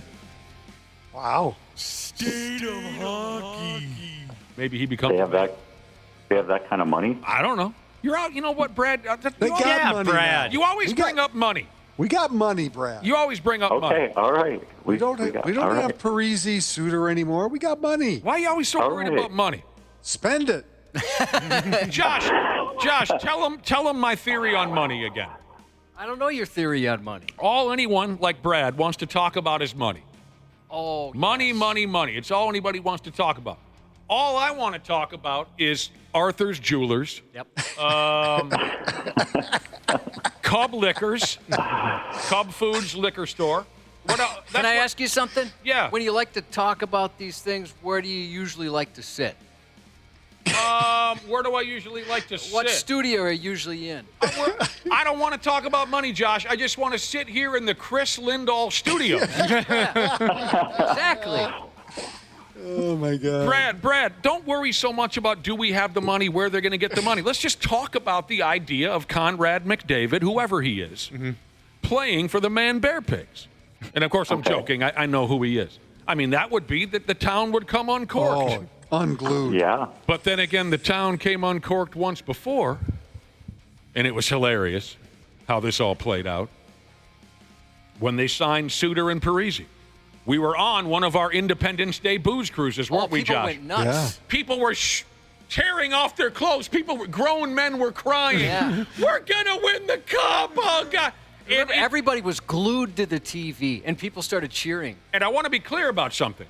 I'm not saying that it was Parisi and Suter's fault. Where I'm going with this is people were dropped to their knees and were crying, claiming we're going to win multiple cups. And when it didn't happen, and it's more likely not to happen than it is going to happen, but when it didn't happen, then what? Then we want both those guys out of town. Get them off the team. The same jagoff that was on his cell phone screaming about multiple Stanley Cup championships. Now they're the worst two guys. Get them out of here. I hate that bit. We see that bit a lot. Yeah. And I don't like it. I like turtles. Josh likes turtles. And speaking of the hockey program here in town, at the pro level, the Pigs, so there are 3 centers who old Bill Guerin has his eyes on. They missed out on Brock Nelson. He signed with Peterborough or somebody. They need centers, so here are their targets. John Tavares of the, Toronto Maple Leafs. Great player. Matt Duchene, who last year played for Dallas. He's played for damn near everybody at this point. Great player. This last name grabbed me. Jonathan Toews, who hasn't played in the league in 3-4 years or something. Couple years. He was sick. Unbelievable when he was young. They're calling this maybe an emergency option. He's 37 years old now, hasn't played for... Of course, he was part of those Blackhawks teams that won all those friggin' cups with the patty cakes and all those other douchebags. So the latest odds are out for next year's Stanley Cup. The favorites. Yeah. The favorite is Edmonton. Uh-huh. Florida, Colorado, Dallas, Carolina are listed as favorites. Contenders are Vegas, Tampa Bay, New Jersey, the Kings, Toronto, and Winnipeg. And the you never know category. The Wild are in that category. The plus 3,500 in that category. The you never know category. I didn't realize. You never know. The weirder things have happened category. That gal can't believe it. At least you're not in the long shot category. Yeah. Ask me about CrossFit Jesus has a prediction. Here's what's going to happen. The Pigs will be in the playoff hunt. Edmonton's out of the playoff hunt. They trade for McDavid. Everyone gets excited. Pigs go out in the first round. McDavid doesn't re-sign because it's too much money. But we've just found out they have enough money. So we got money. Spend the money. We got money. Yeah. We should sign all three of those centers that you just talked about. Sign them up. All right. You know, what are you going to do? You know what Josh was talking about, Randy Shaver, in his news report? Pickleball. Are you still playing pickleball at all? I haven't played for a while. But yes, I still have my courts and my paddle, but have not gotten Has the grip loosened a bit? You know, you're only human. It happened to me too. I played it once. I beat your ass, and I thought, while this was fun, I'm going to do it all the time. And then you kind of sit on the couch and you go, oh well, maybe I'm not going to. No, I mean, I just don't. I just get busy. I have other stuff going on. Yeah. If I had a regular partner to play with, I probably would play more, but I really don't at this point. So. Fair enough. Josh was talking about how pickleball has gone from this cute trend to a source of boiling anger in every neighborhood. Well, because it's noisy. Yeah. I mean, there are battle lines being drawn right now between pickleball people and anti-pickleball. Sure. Well, Nick, you've been to our courts where I live. Yeah. And there's houses within, I'm sure they're far enough away where it doesn't bother them too much, but there's one or two houses that I'm sure you hear it on a quiet Saturday morning when all six courts are in play. So I understand that. I mean, the noise is pretty crazy. Yeah. When we were talking about it, we had folks from different cities that work for the city and also gyms text in and say it's kind of become a nightmare. Yeah. Just somehow people are getting pissy with each other over, and it's been really difficult. That's just all we are anymore is one group pissy at another group. Which makes a facility like Pints and Paddle and places like that. Yeah, that's a cool joint. You'll probably see more of those kind of things just because they're enclosed indoors and the noise doesn't, filter out to neighborhoods and houses and things like that. So. Yeah, everybody take their dinks inside. That's right. Yep. Is that what they call it? Dink's the noise, right? Dink. Dink, dink, dink, dink. Gal I went to high school with runs that joint, Randy Shaver, that Pints and One listener texted in to say there's an easy answer to all the fighting going on about outdoor pickleball courts. We got to call the folks at Nerf. Yeah. Nerf, they're still big. Yeah. They're big shots, aren't they? We've got a whole Nerf arsenal at our house.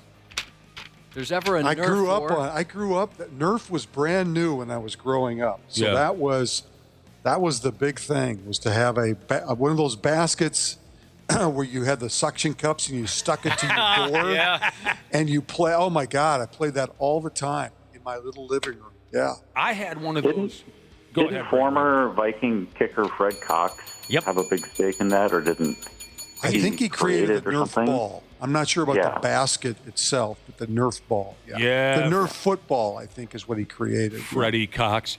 I had, Randy Shaver, when I was a kid, I had a backboard that you had to hang from the door. Yep.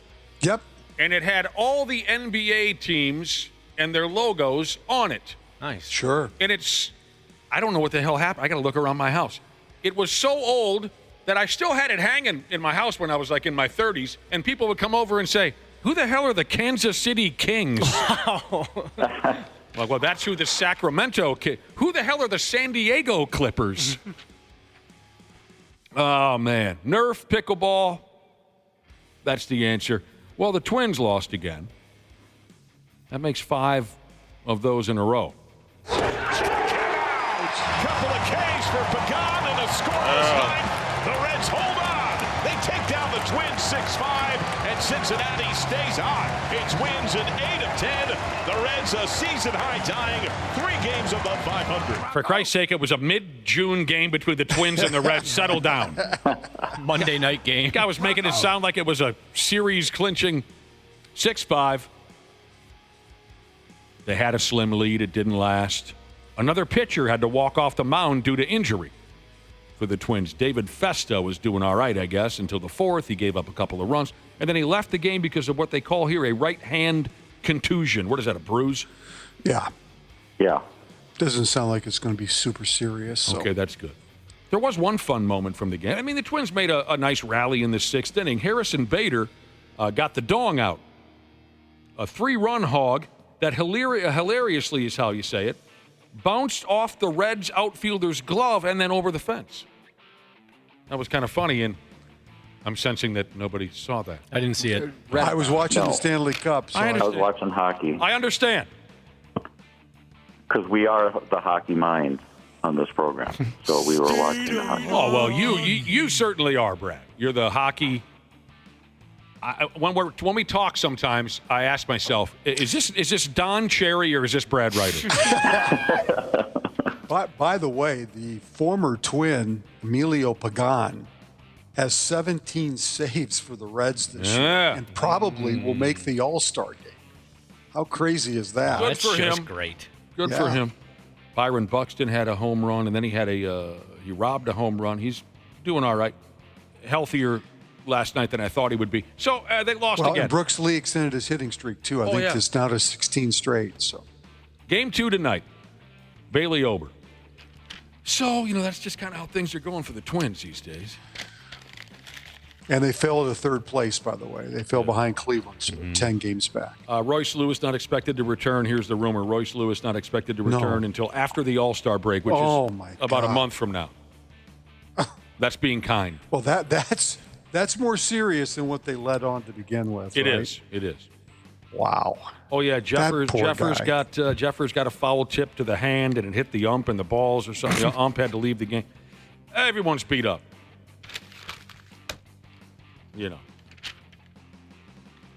I tried to avoid this because it's just so dark and terrible. You don't need to be reminded that we're living in the most disgusting era since the dawn of time. Bailey Ober has been receiving death threats. Cops are looking into it. What can you say about stuff like that other than it's just ridiculous, repulsive, and I hope the bastards are caught.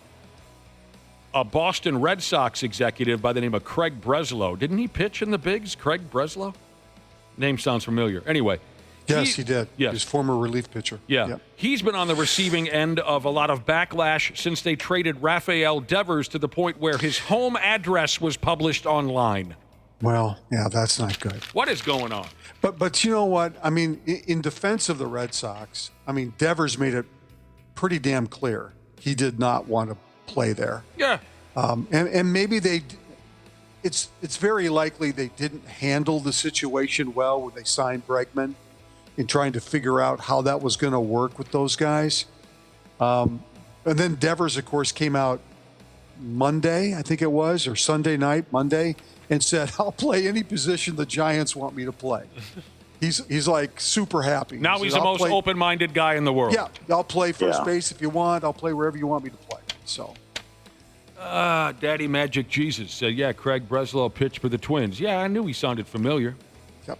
Josh. I think he pitched for the Astros. I think that's the main team. He pitched for a lot of teams, yeah. Yeah, if he's a relief pitcher, he pitched for a lot of teams. A listener has a question, Josh, about your Nerf weaponry. Yes. We talked about how the Nerf ball may be what saves pickleball from becoming the latest civil war. Your Nerf weaponry. The listener wants to know, being a cuck. Oh, no. Here we go. Do you take part in Nerf wars or do you just watch from a safe distance? Oh, yeah, I watch. You watch. I sit in a chair and watch. Creepily. Somebody sent in a photo of their arsenal. I thought we were kind of a superpower with Nerf weaponry because every single Christmas, birthday, whatever, my son would get some of these things, and this guy would dominate. He sent a picture. Can you guys see it? The last, what's the 2989 or the last, if you want to look for it. I'm looking at her right. He said that's half their arsenal. There would be no survivors. No. They are going to win every war. Wow. I did not know there was so much available in Nerf-style weaponry. That looks like one of those police photos after they like raid a place with all the guns and drugs out on the table. I think that's exactly what he was going for. Like, say, the CIA broke into his home. And if you look real close, Josh, there's a dildo in there. Oh, is there really? I'm kidding. There's the only dildos That's are where it went. The only dildos are right here in this room. Let's see. How else can I start trouble this morning? The best women's basketball player on the planet, Angel Reese, has filed a trademark application with the United States Patent and Trademark Office for the word me bounds. And the reason that's cute is folks have been taunting her on social media with the me bounds gimmick, saying that she only grabs as many boards as she does because she sucks at shooting a basketball. Gets her own rebounds. Gets her own. So the joke's some truth to that. Well, but the joke's on you now, Brad Ryder, because now she just got richer. She says whoever came up with the me bounds thing, it's mine. And a brand, that's 6 figures right there. So there you go, 6 figures. Suck it up, haters. Maybe we can use some of that money to Connor McDavid. Use some of that. No, we have the money already. Oh, that's right. We have yes, the money. we got the money. Spend it. Yeah. Me bounds. There's a route we could take with that old game, Josh, but now I can't think of anything. Like, Josh, what if you got a rebound, but you had a bass guitar around your neck and you were totally naked? What kind of a well, that's got to be a flea bound. That's a flea bound.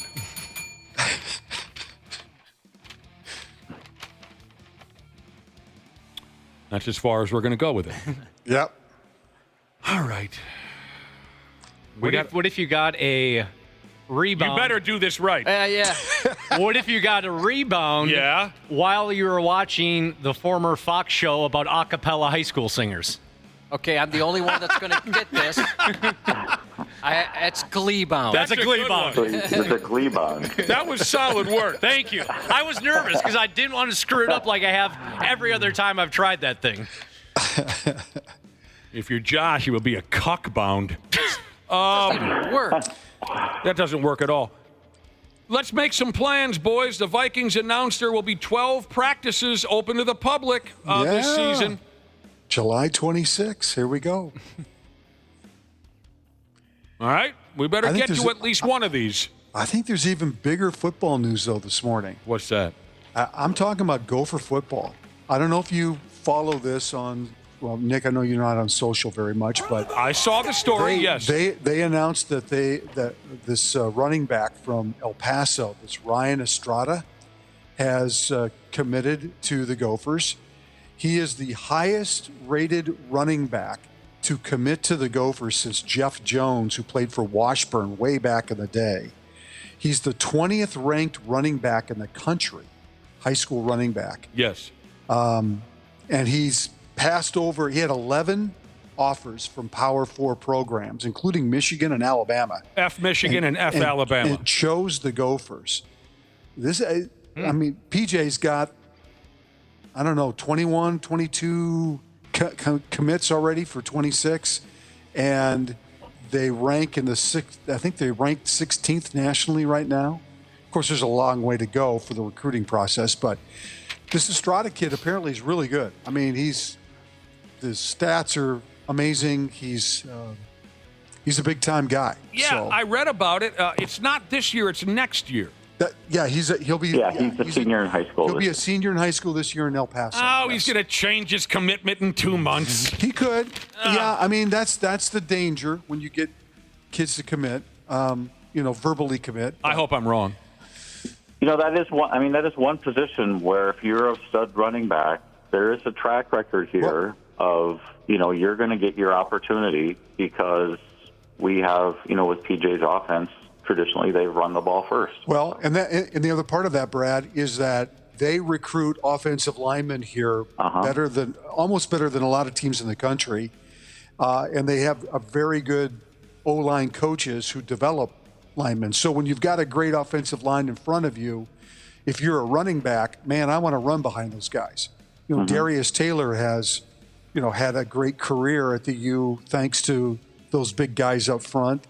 And, you're starting to see players nationally, like offensive linemen from other states, come to Minnesota because of the reputation of what they're doing. And you're seeing defensive backs start to do that too because of the draft picks from the Gophers from the secondary. So maybe running back will be the next wave or next level of players that that show up here. So. Offensive line and running back specifically. The Golden Gophers get some great ones. And defensive backs. They look at Coy Parrish now is one of the top safeties in the country. He's only a sophomore. They've had kids drafted from the secondary, I don't know, the last 3 or 4 drafts, at least one. Yeah. So, they're building a reputation. They are. For certain positions that kids will gravitate towards. 50 days from today is Jalen Hurts' birthday. But the standout group is the running backs, and this has been going on for years and years and years and years. Marion Barber and Lawrence Maroney and David Cobb. Daryl Thompson. Chris Darkins. Yes, Chris Darkins. Mo Ibrahim. Yes. Oh, my God. It's there. That is really, during some down times, that is what's kept me watching Golden Gopher football is the unbelievable running backs that they've had. That doesn't happen, though, without solid offensive Of course. I understand how it all works, And I think that and it actually has started here in the state. There are really good offensive linemen in the state of Minnesota. Lou Holtz used to always say, we've got to get the arms and legs from somewhere else, but the beef will be right here. And he's right, and it's always been that way. But you're starting to see other offensive linemen around the country gravitate here because of the coaching staff. And, they've had offensive linemen drafted in the last couple of drafts. So, they're building something for sure. Here's a text message. Does Nick know that Jalen Hurts just got married the other day? Yes, I heard that Jalen Hurts got married, and unlike Karen, it's real. And it's real because you officiated the wedding, Nick. I was there. All right, what do we got left for you before we go? Oh, yeah. Something else Josh brought to our attention earlier. There's a new television show. I don't know if any of you get the Vice channel, whatever that is. Oh, that's where I watch those dark, depressing wrestling documentaries. Yeah, they got a lot of that. Dark side of the ring. I love dark, depressing. Vice television channel has got a new show you can find tonight, and the show is called Sports Gone Wrong. And one of the stories they're going to cover is the Whizzinator. Oh, boy. If you want to relive that. Yeah, I want to watch these for sure. I love the story of the Whizzinator. Ontario Spliff, a former running back for the Vikings.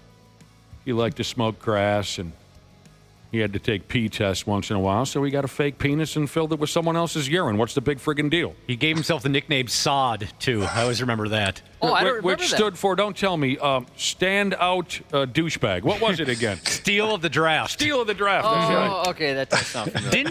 Didn't the Whizzinator go up for auction at one point? That sounds right. Like his actual one? Right. It was on a... Yeah. You go out, you buy a fake penis with a pump in it, and you fill it with someone else's urine, and then when you pull it out of your pants and then you squeeze the pump and the fake urine comes out, what's the big story? Is what I say. Okay, yeah, it did go to auction. It was bought by a bar in Mankato. Oh, yeah. $750. I wonder if they ask you to drink from it or anything when you walk in. Like that's an initiation.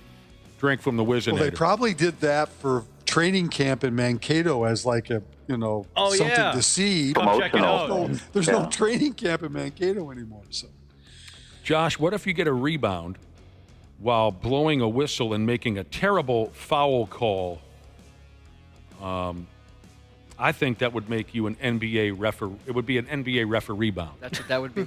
Because 9 out of the 10 calls they make are completely incorrect. Well, if you're listening to the arguments on social media from last night and today, it'd be the WNBA referees. Are they bad too? Oh my God! Oh, there was a game last night where there were 2 brawls. Nick, you've got to go watch them. Caitlin Clark, the Caitlin Clark game last night. Yeah. And the coach for Indiana absolutely filleted the referees after that game. I like that. Just filleted them. Players were fighting each other? Well, Caitlin Clark got into a... I don't care about Caitlin Clark. Was Angel Reese in there anywhere? No, Angel Reese was not. Oh, well, then it's not worth watching. With about 40 seconds left in the game, one of the Fever players absolutely tackled a girl going in for a layup. Defending Caitlin Clark, though, from earlier in the game. Yeah. Yes. I guess I got to watch. I didn't know they were fighting over there. And you bash the NBA refs, and I get it. They're terrible. The WNBA refs, apparently, according to the coach from Indiana, are way worse. They're the new public enemy number 1? Yes. I'll have to see that. that. Oh, that gives me an idea. What's that? What if it was a rebound from the 1980s hip-hop group responsible for the song It's Tricky? Oh, that'd be Run DMC bound. That's what that would be. Thank you for saying Public Enemy. Run DMC bound. All right, you guys did good today. You did good. But the question is, can you do it again? That's the tough part. That's the tough part. Brad will take a day off to regroup. Yeah. And I'll be back tomorrow. Is jacking off. Oh, boy. We'll talk to you tomorrow morning, Randy Shaver. Brad, you'll join us on Friday. Sorry, I have gas. Yeah. I have terrible gas. It crawls up and I can't talk. Thanks, boys. You bet. We'll be back in a few minutes here on the Half-Assed Morning Show. The 93X Half-Assed Morning Show.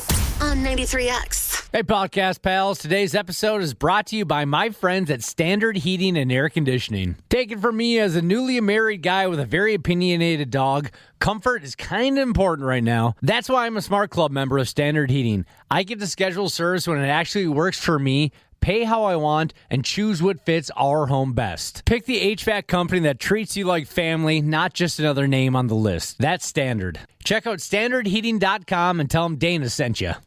This episode is brought to you by Progressive Insurance. Do you ever think about switching insurance companies to see if you could save some cash?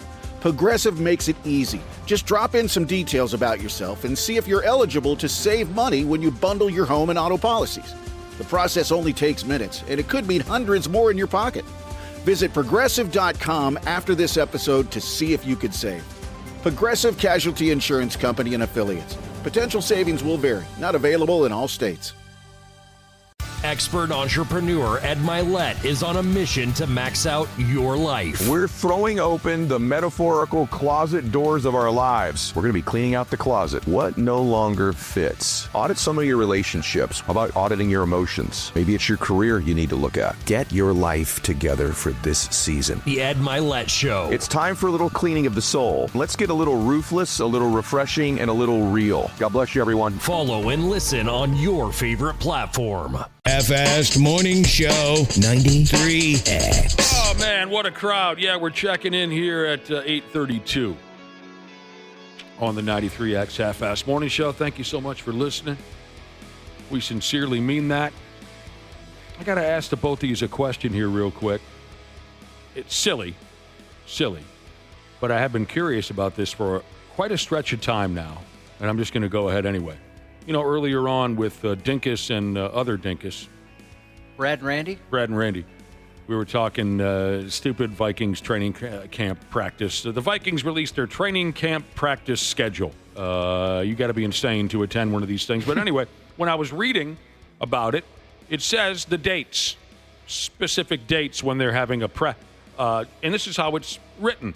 July 26, August 11, August 13. So my question is, what happened to the TH at the end of dates?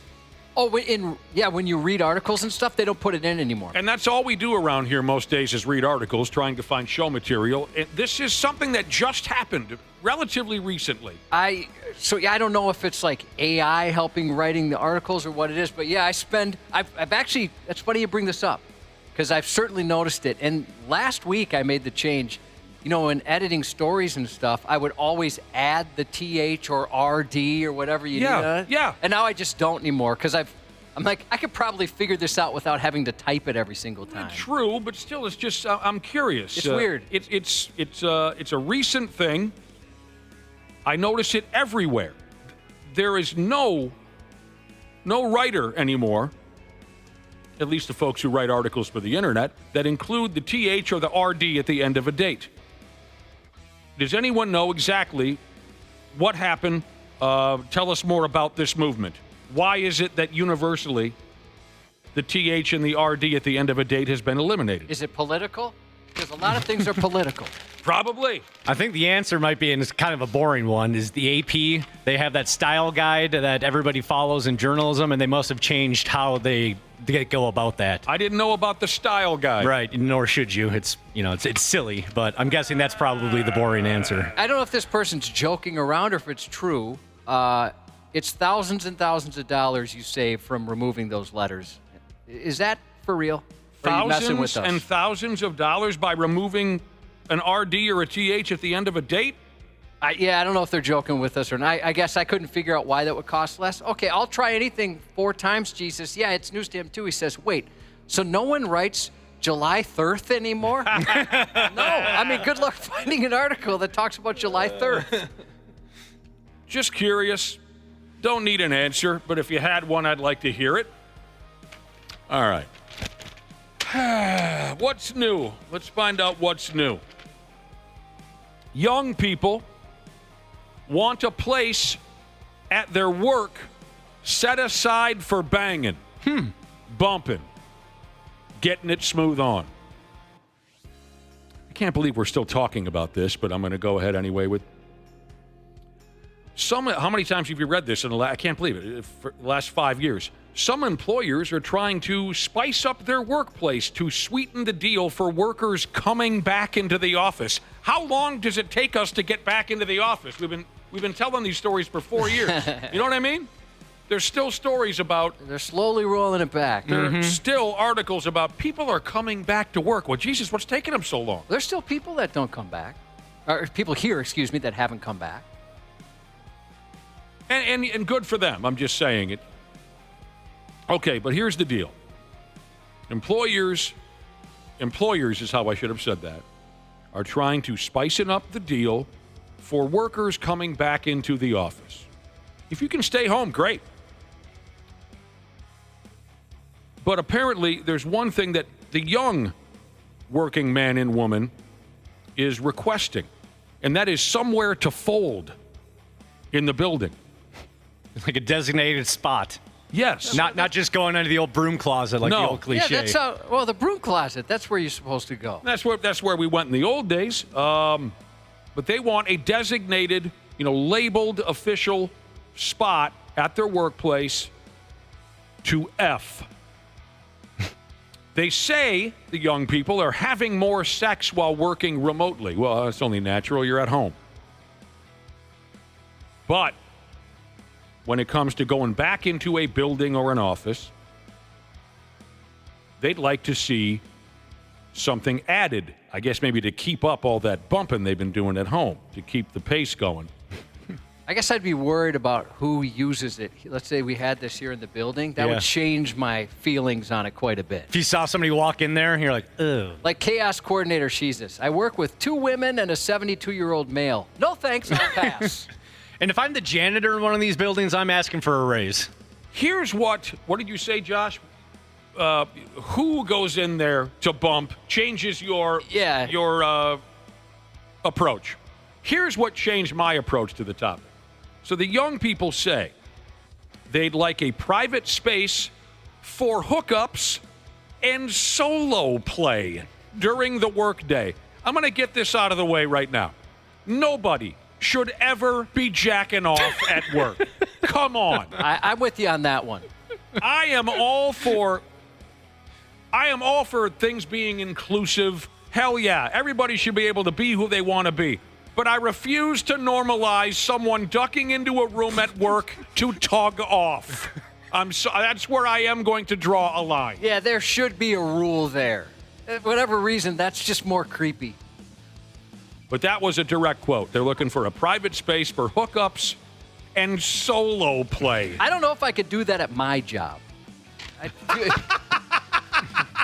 feel kind of odd, like, if they had a sex room here, even if everyone's cool with it, like, oh, yeah, it's going to open up in a handful of minutes. Get in there. We'll kind of wipe it down for you. Go. I don't think I could do it at my own workplace.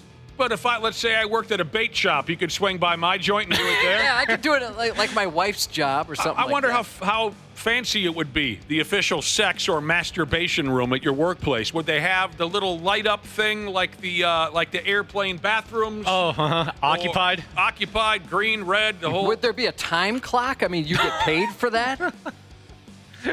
Maybe instead of a smoke break, you take a poke break. There's a timer outside counting up to show how long the person's been in there. Again, if tomorrow there's a designated sex room here in the building where you can go in, your wife stops by the building, the two of you, whoever you're banging, I don't care. If there's a designated sex room, no problem. But I want them to ban jagging it. I do. That is too friggin' weird. Should there be a limit? Like, dude, that's the 3rd time you've been in there today. You can't use it more. How many times has he been in there? That's 3rd time. The 3rd. Yeah, the other day he was there. He was in there. Well, that actually works. Time number 8. He was there 8 times. How many times can you go in one day? Not biologically, I mean, where it's okay. I understand. Josh, I guess I'm kind of surprised you said you wouldn't be able to get it done, because haven't you had to, how to phrase this, produce certain things at in different places than most people do? Oh, yeah, but not my work. Yeah, okay, so it's work is where you draw the line. Yeah, when my wife and I were going through fertility stuff, once was in an Edina parking lot. Everybody's whacked in the Edina parking lot. Parking garage in South Minneapolis. I was terribly afraid we were going to make the paper. Right. And trying to explain this, like, husband and wife get naked, at Southdale or whatever it was. But at the same time, it was weird at first, certainly. And it's been weird ever since. I can't stop doing it, but it's been weird every single time afterward. I bet whatever parking garage or ramp that was, you can't go back there. No, not at all. There's a lot of shame. I will walk. Even though that's closer, I'm going to walk. Did you ever fold here at work, Josh? No. Even back in the day when people were doing it, wasn't sanctioned, but it was happening here. People were doing cubby no foldy? No, I couldn't. Not cubby no foldy at worky. I'd be totally cool with it if they had that here for other people. Me too. I don't think But no jacking it. I can't believe. No. I can't imagine myself at any age. The boss calls me up. Hey, you're doing great work there from home, but we'd love to get everyone back in the building. Well, yeah, I suppose, but are you going to set aside a room where I can jerk off? What? What are you talking about? It becomes so normalized. The boss says, "Hey, you look a little stressed out. How about you head down the hall and come back and talk?" Well, we've heard of that, haven't we? Absolutely. We've heard of that. But I thought specifically the story we heard was at a porno distributor or something. Wasn't that what it was? That's exactly some adult company. Yep, it was an adult company. I mean, they had like those masturbation chambers and stuff like that. I hope they have a sink in there to wash your hands. Oh, I get. Wouldn't you assume you're being recorded? Yes. Oh, my God. If it's sanctioned by your work. Especially if you're the first guy. The first guy has to, if he has any brains at all, is thinking, okay, is this a trick? That is freaking hilarious. Come out, the HR standing right there. It's just a trap. I got to say, here's a temptation. Somebody mentioned a glory hole. Oh. I might be tempted if we had one of those here. I still don't think I could. But I don't think you could. I might be able to. I mean, reach the other end. Oh, I definitely. Oh, wait a minute. Oh, yeah. That's a good. Oh, you were picturing... Like kind of working there. You were picturing the other side of the wall. But you're right. The one you described might be more fun. You'd be tempted either way. Yeah. Yeah, consider the other side of that wall, Josh. You weren't considering the other side of that wall. No, I was going to deal with what came through, right. Not with trying to put something through. Right. Oh, that sounds pretty great. Can I whack off at work? No. What the... I've never even been tempted to do that. I couldn't imagine. Not at work. No. And I'll say it one more time, no. Not jacking it at work. I mean, can you imagine getting? Well, I was gonna say, imagine getting caught. I mean, we've worked with folks who have been caught here before. Yeah, you caught them all. I haven't caught anybody yet. You seem to catch them all. It's funnier that you've caught them and not Nick, because you can just not get that out of your mind ever. That sight. Yeah, you know what? It just was like, yeah, okay. I mean, I guess that's the guy you want to be. Mm-hmm. One of them's back in the building. How about that? What are you saying? I could somehow move on easier. You've seen more things than Josh has. I've seen some things. Mm-hmm. He's right. That's what I was kind of referring to. Yeah, he's right.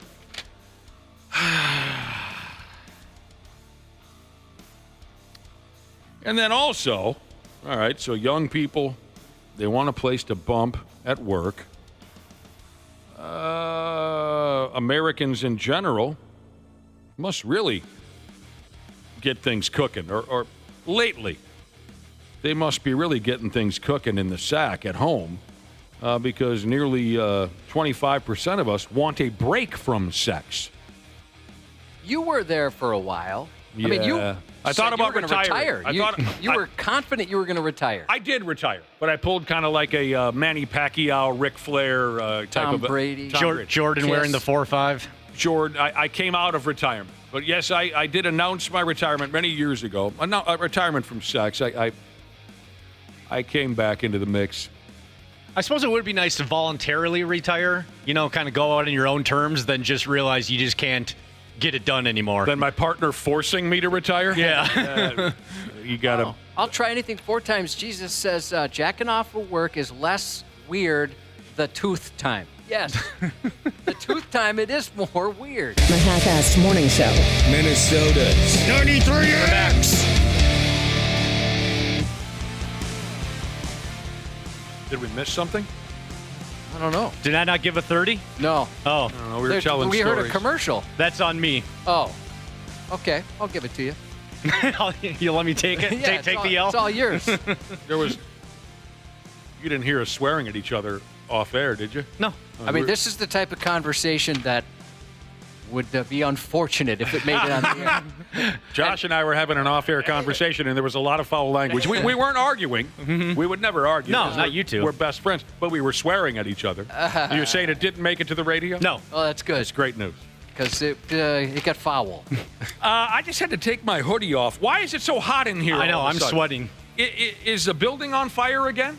It's weird. It's been weird in here where it's hot. I feel like maybe I'm going through menopause or something. I feel menopausal. Yeah, I have hot flashes and then I'm freezing at the same time. It is so wet hot in here right now. Mm-hmm. It's like I'm waiting for a weather system to develop in the building. And normally this place is ice cold. Anyway, you don't want to hear our problems. What were we talking about? We were talking about the young people. In a recent story going around, young people who are going back to work. They're no longer going to work remotely. They're going to go back to the office or back to the building, whatever it is they do for a living. And they're okay with that, but they want one request from the boss.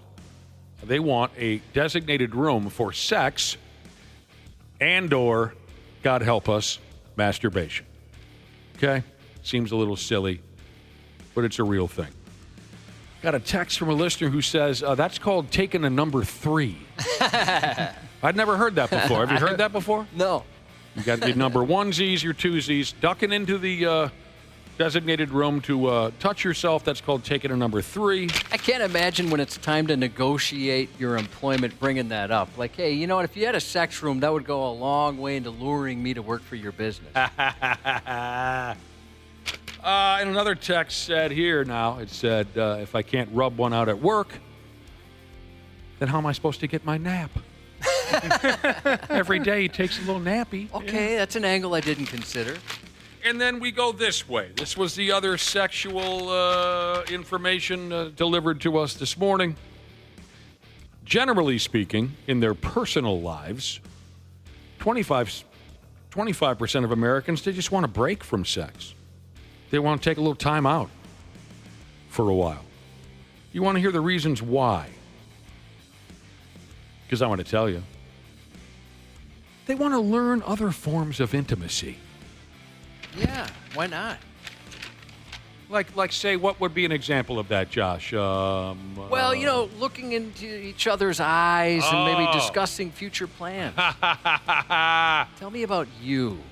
Yeah, some more heart-to-heart conversations. Doesn't necessarily need to be physical. No, it can be an emotional intimacy. Maybe just dancing. Yeah. Let's dance together. Or discussing each other's fantasies. And listening. Really listening. You hear me a lot of the time, Josh, but I don't think you really listen. No, I'm always listening. They want to learn other forms of intimacy, couples do, when they take their break from sex. They want to give their body a break. I'll be damned. Last night we did the wheelbarrow, and then she tied me up, Josh, in the sex swing. And it's just taking a toll on my body. My body needs a break. Yeah, your body's not supposed to be in that type of position. It was only a 3 weeks ago that you learned that men will sometimes be tied up in that sex swing. You thought it was a women's only. I thought it was exclusive to women. I had no idea. Sometimes a dude will hang from the... Terrazzo Jesus has checked in on the topic of the number 3. He said his old coworker used to say when he got a hot girl, "She makes me want to go number 3." No, he did not. That's kind of gross. That is gross. Oh, yeah. How hot is she? She makes me want to go number 3. That's terrible. I'm going to start saying that now. All right, what else are couples doing when they take a break from sex? They are experiencing more emotional closeness. And by damn, that's valuable. It's one of the keystones for a great relationship. That emotional closeness. It's important. What am I on again? Remind me what my wife told me that we are on. Oh, we're on in a journey of a love, and I forgot the other... Support and love? Oh, dang it. I just had it, too. Love and exploration. Maybe she's listening. She told me once that we are on growth? That's it. There it is. Yes. And growth. The two of us are on a journey of love and growth. Now, how long are some of these folks taking a break from sex? The average is 6 months. Just shutting her down completely for 6 months. Well, that's a lot of poison not to get out. Well, I suppose they just said sex. They're just talking about sex, so yeah, they're getting it out somehow. And half of these people who take a break from sex, they said it makes them appreciate sex more once they start banging again. Hey, I remember this sumbitch right here. I remember you. Yeah. That makes sense. Journey of love and growth. It's been quite the journey. Like a lot of things that I enjoy, it's been fun to sit here in this chair and watch. Nobody can sit in a chair and watch like you. No, I love it. Did you know it's coming up on 2 years already? Yeah, this September. Jesus, criminy, it's coming up on 2 Almost years there. already. Yeah, I remember standing there with my best man. My backup best man, my brother. Because the real best man couldn't show up that day. That's when I had that. Derek was in Chicago. Oh, no. That's our program director. That weird bacterial and viral. In fact, it was like an insane disease. I thought you were going to die, Josh. I'll be honest with you. So did the doctor. Oh, 2 years ago? Coming up on 2 years ago. Yeah. That's right. I asked you. I didn't, and you said no. I thought. I said I'd love to do it, but I'm sorry. You said yes, but you were sick. Yeah. Oh, that's right. My God. Yeah, it was that weird deal. Poor guy. Oh, by the way. I took a number 3 that day. Taking a number 3, people are telling me, is this was, I didn't realize that this television show was as progressive as it was. A couple people have texted in to say the number 3 joke came from the television program Mork and Mindy. It did? Whoa. Well, I suppose I haven't watched it since I was a little kid. That was the 70s, for Pete's sake, I loved that show. with Robin Williams and the absolutely stunning Pam Dauber. If you're a young person, look her up. My damn, she was pretty. I wanted so bad to be like Mork from Ork and live with Pam Dauber when I was 8 years old. Really, that joke came from that program. I'm going to have to Google that later. That is something that they had that joke going in the Yeah, 70s. absolutely. All right, what do you got, Cubby? It's so hot, we got to get out of here. Good luck to Santa Jesus going on a motorcycle trip to Colorado. This text says, happy birthday to my husband, rock drummer Billy from Uncle Chunk. We know those guys. We love Billy, those guys. sure. Happy 27th to tattoo artist Jesus. And here's your to-do list for the day, brother and sisterhood. Do have the best Wednesday a gorgeous individual like yourself could ever have, but do not jack it at work. No. Save that for the ride home. Let's all agree we're not going to masturbate at work.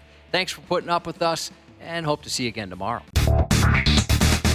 93X Half-Assed Morning Show. Hey, podcast pals. Today's episode is brought to you by my friends at Standard Heating and Air Conditioning. Take it from me as a newly married guy with a very opinionated dog. Comfort is kind of important right now. That's why I'm a Smart Club member of Standard Heating. I get to schedule service when it actually works for me, pay how I want, and choose what fits our home best. Pick the HVAC company that treats you like family, not just another name on the list. That's Standard. Check out standardheating.com and tell them Dana sent you.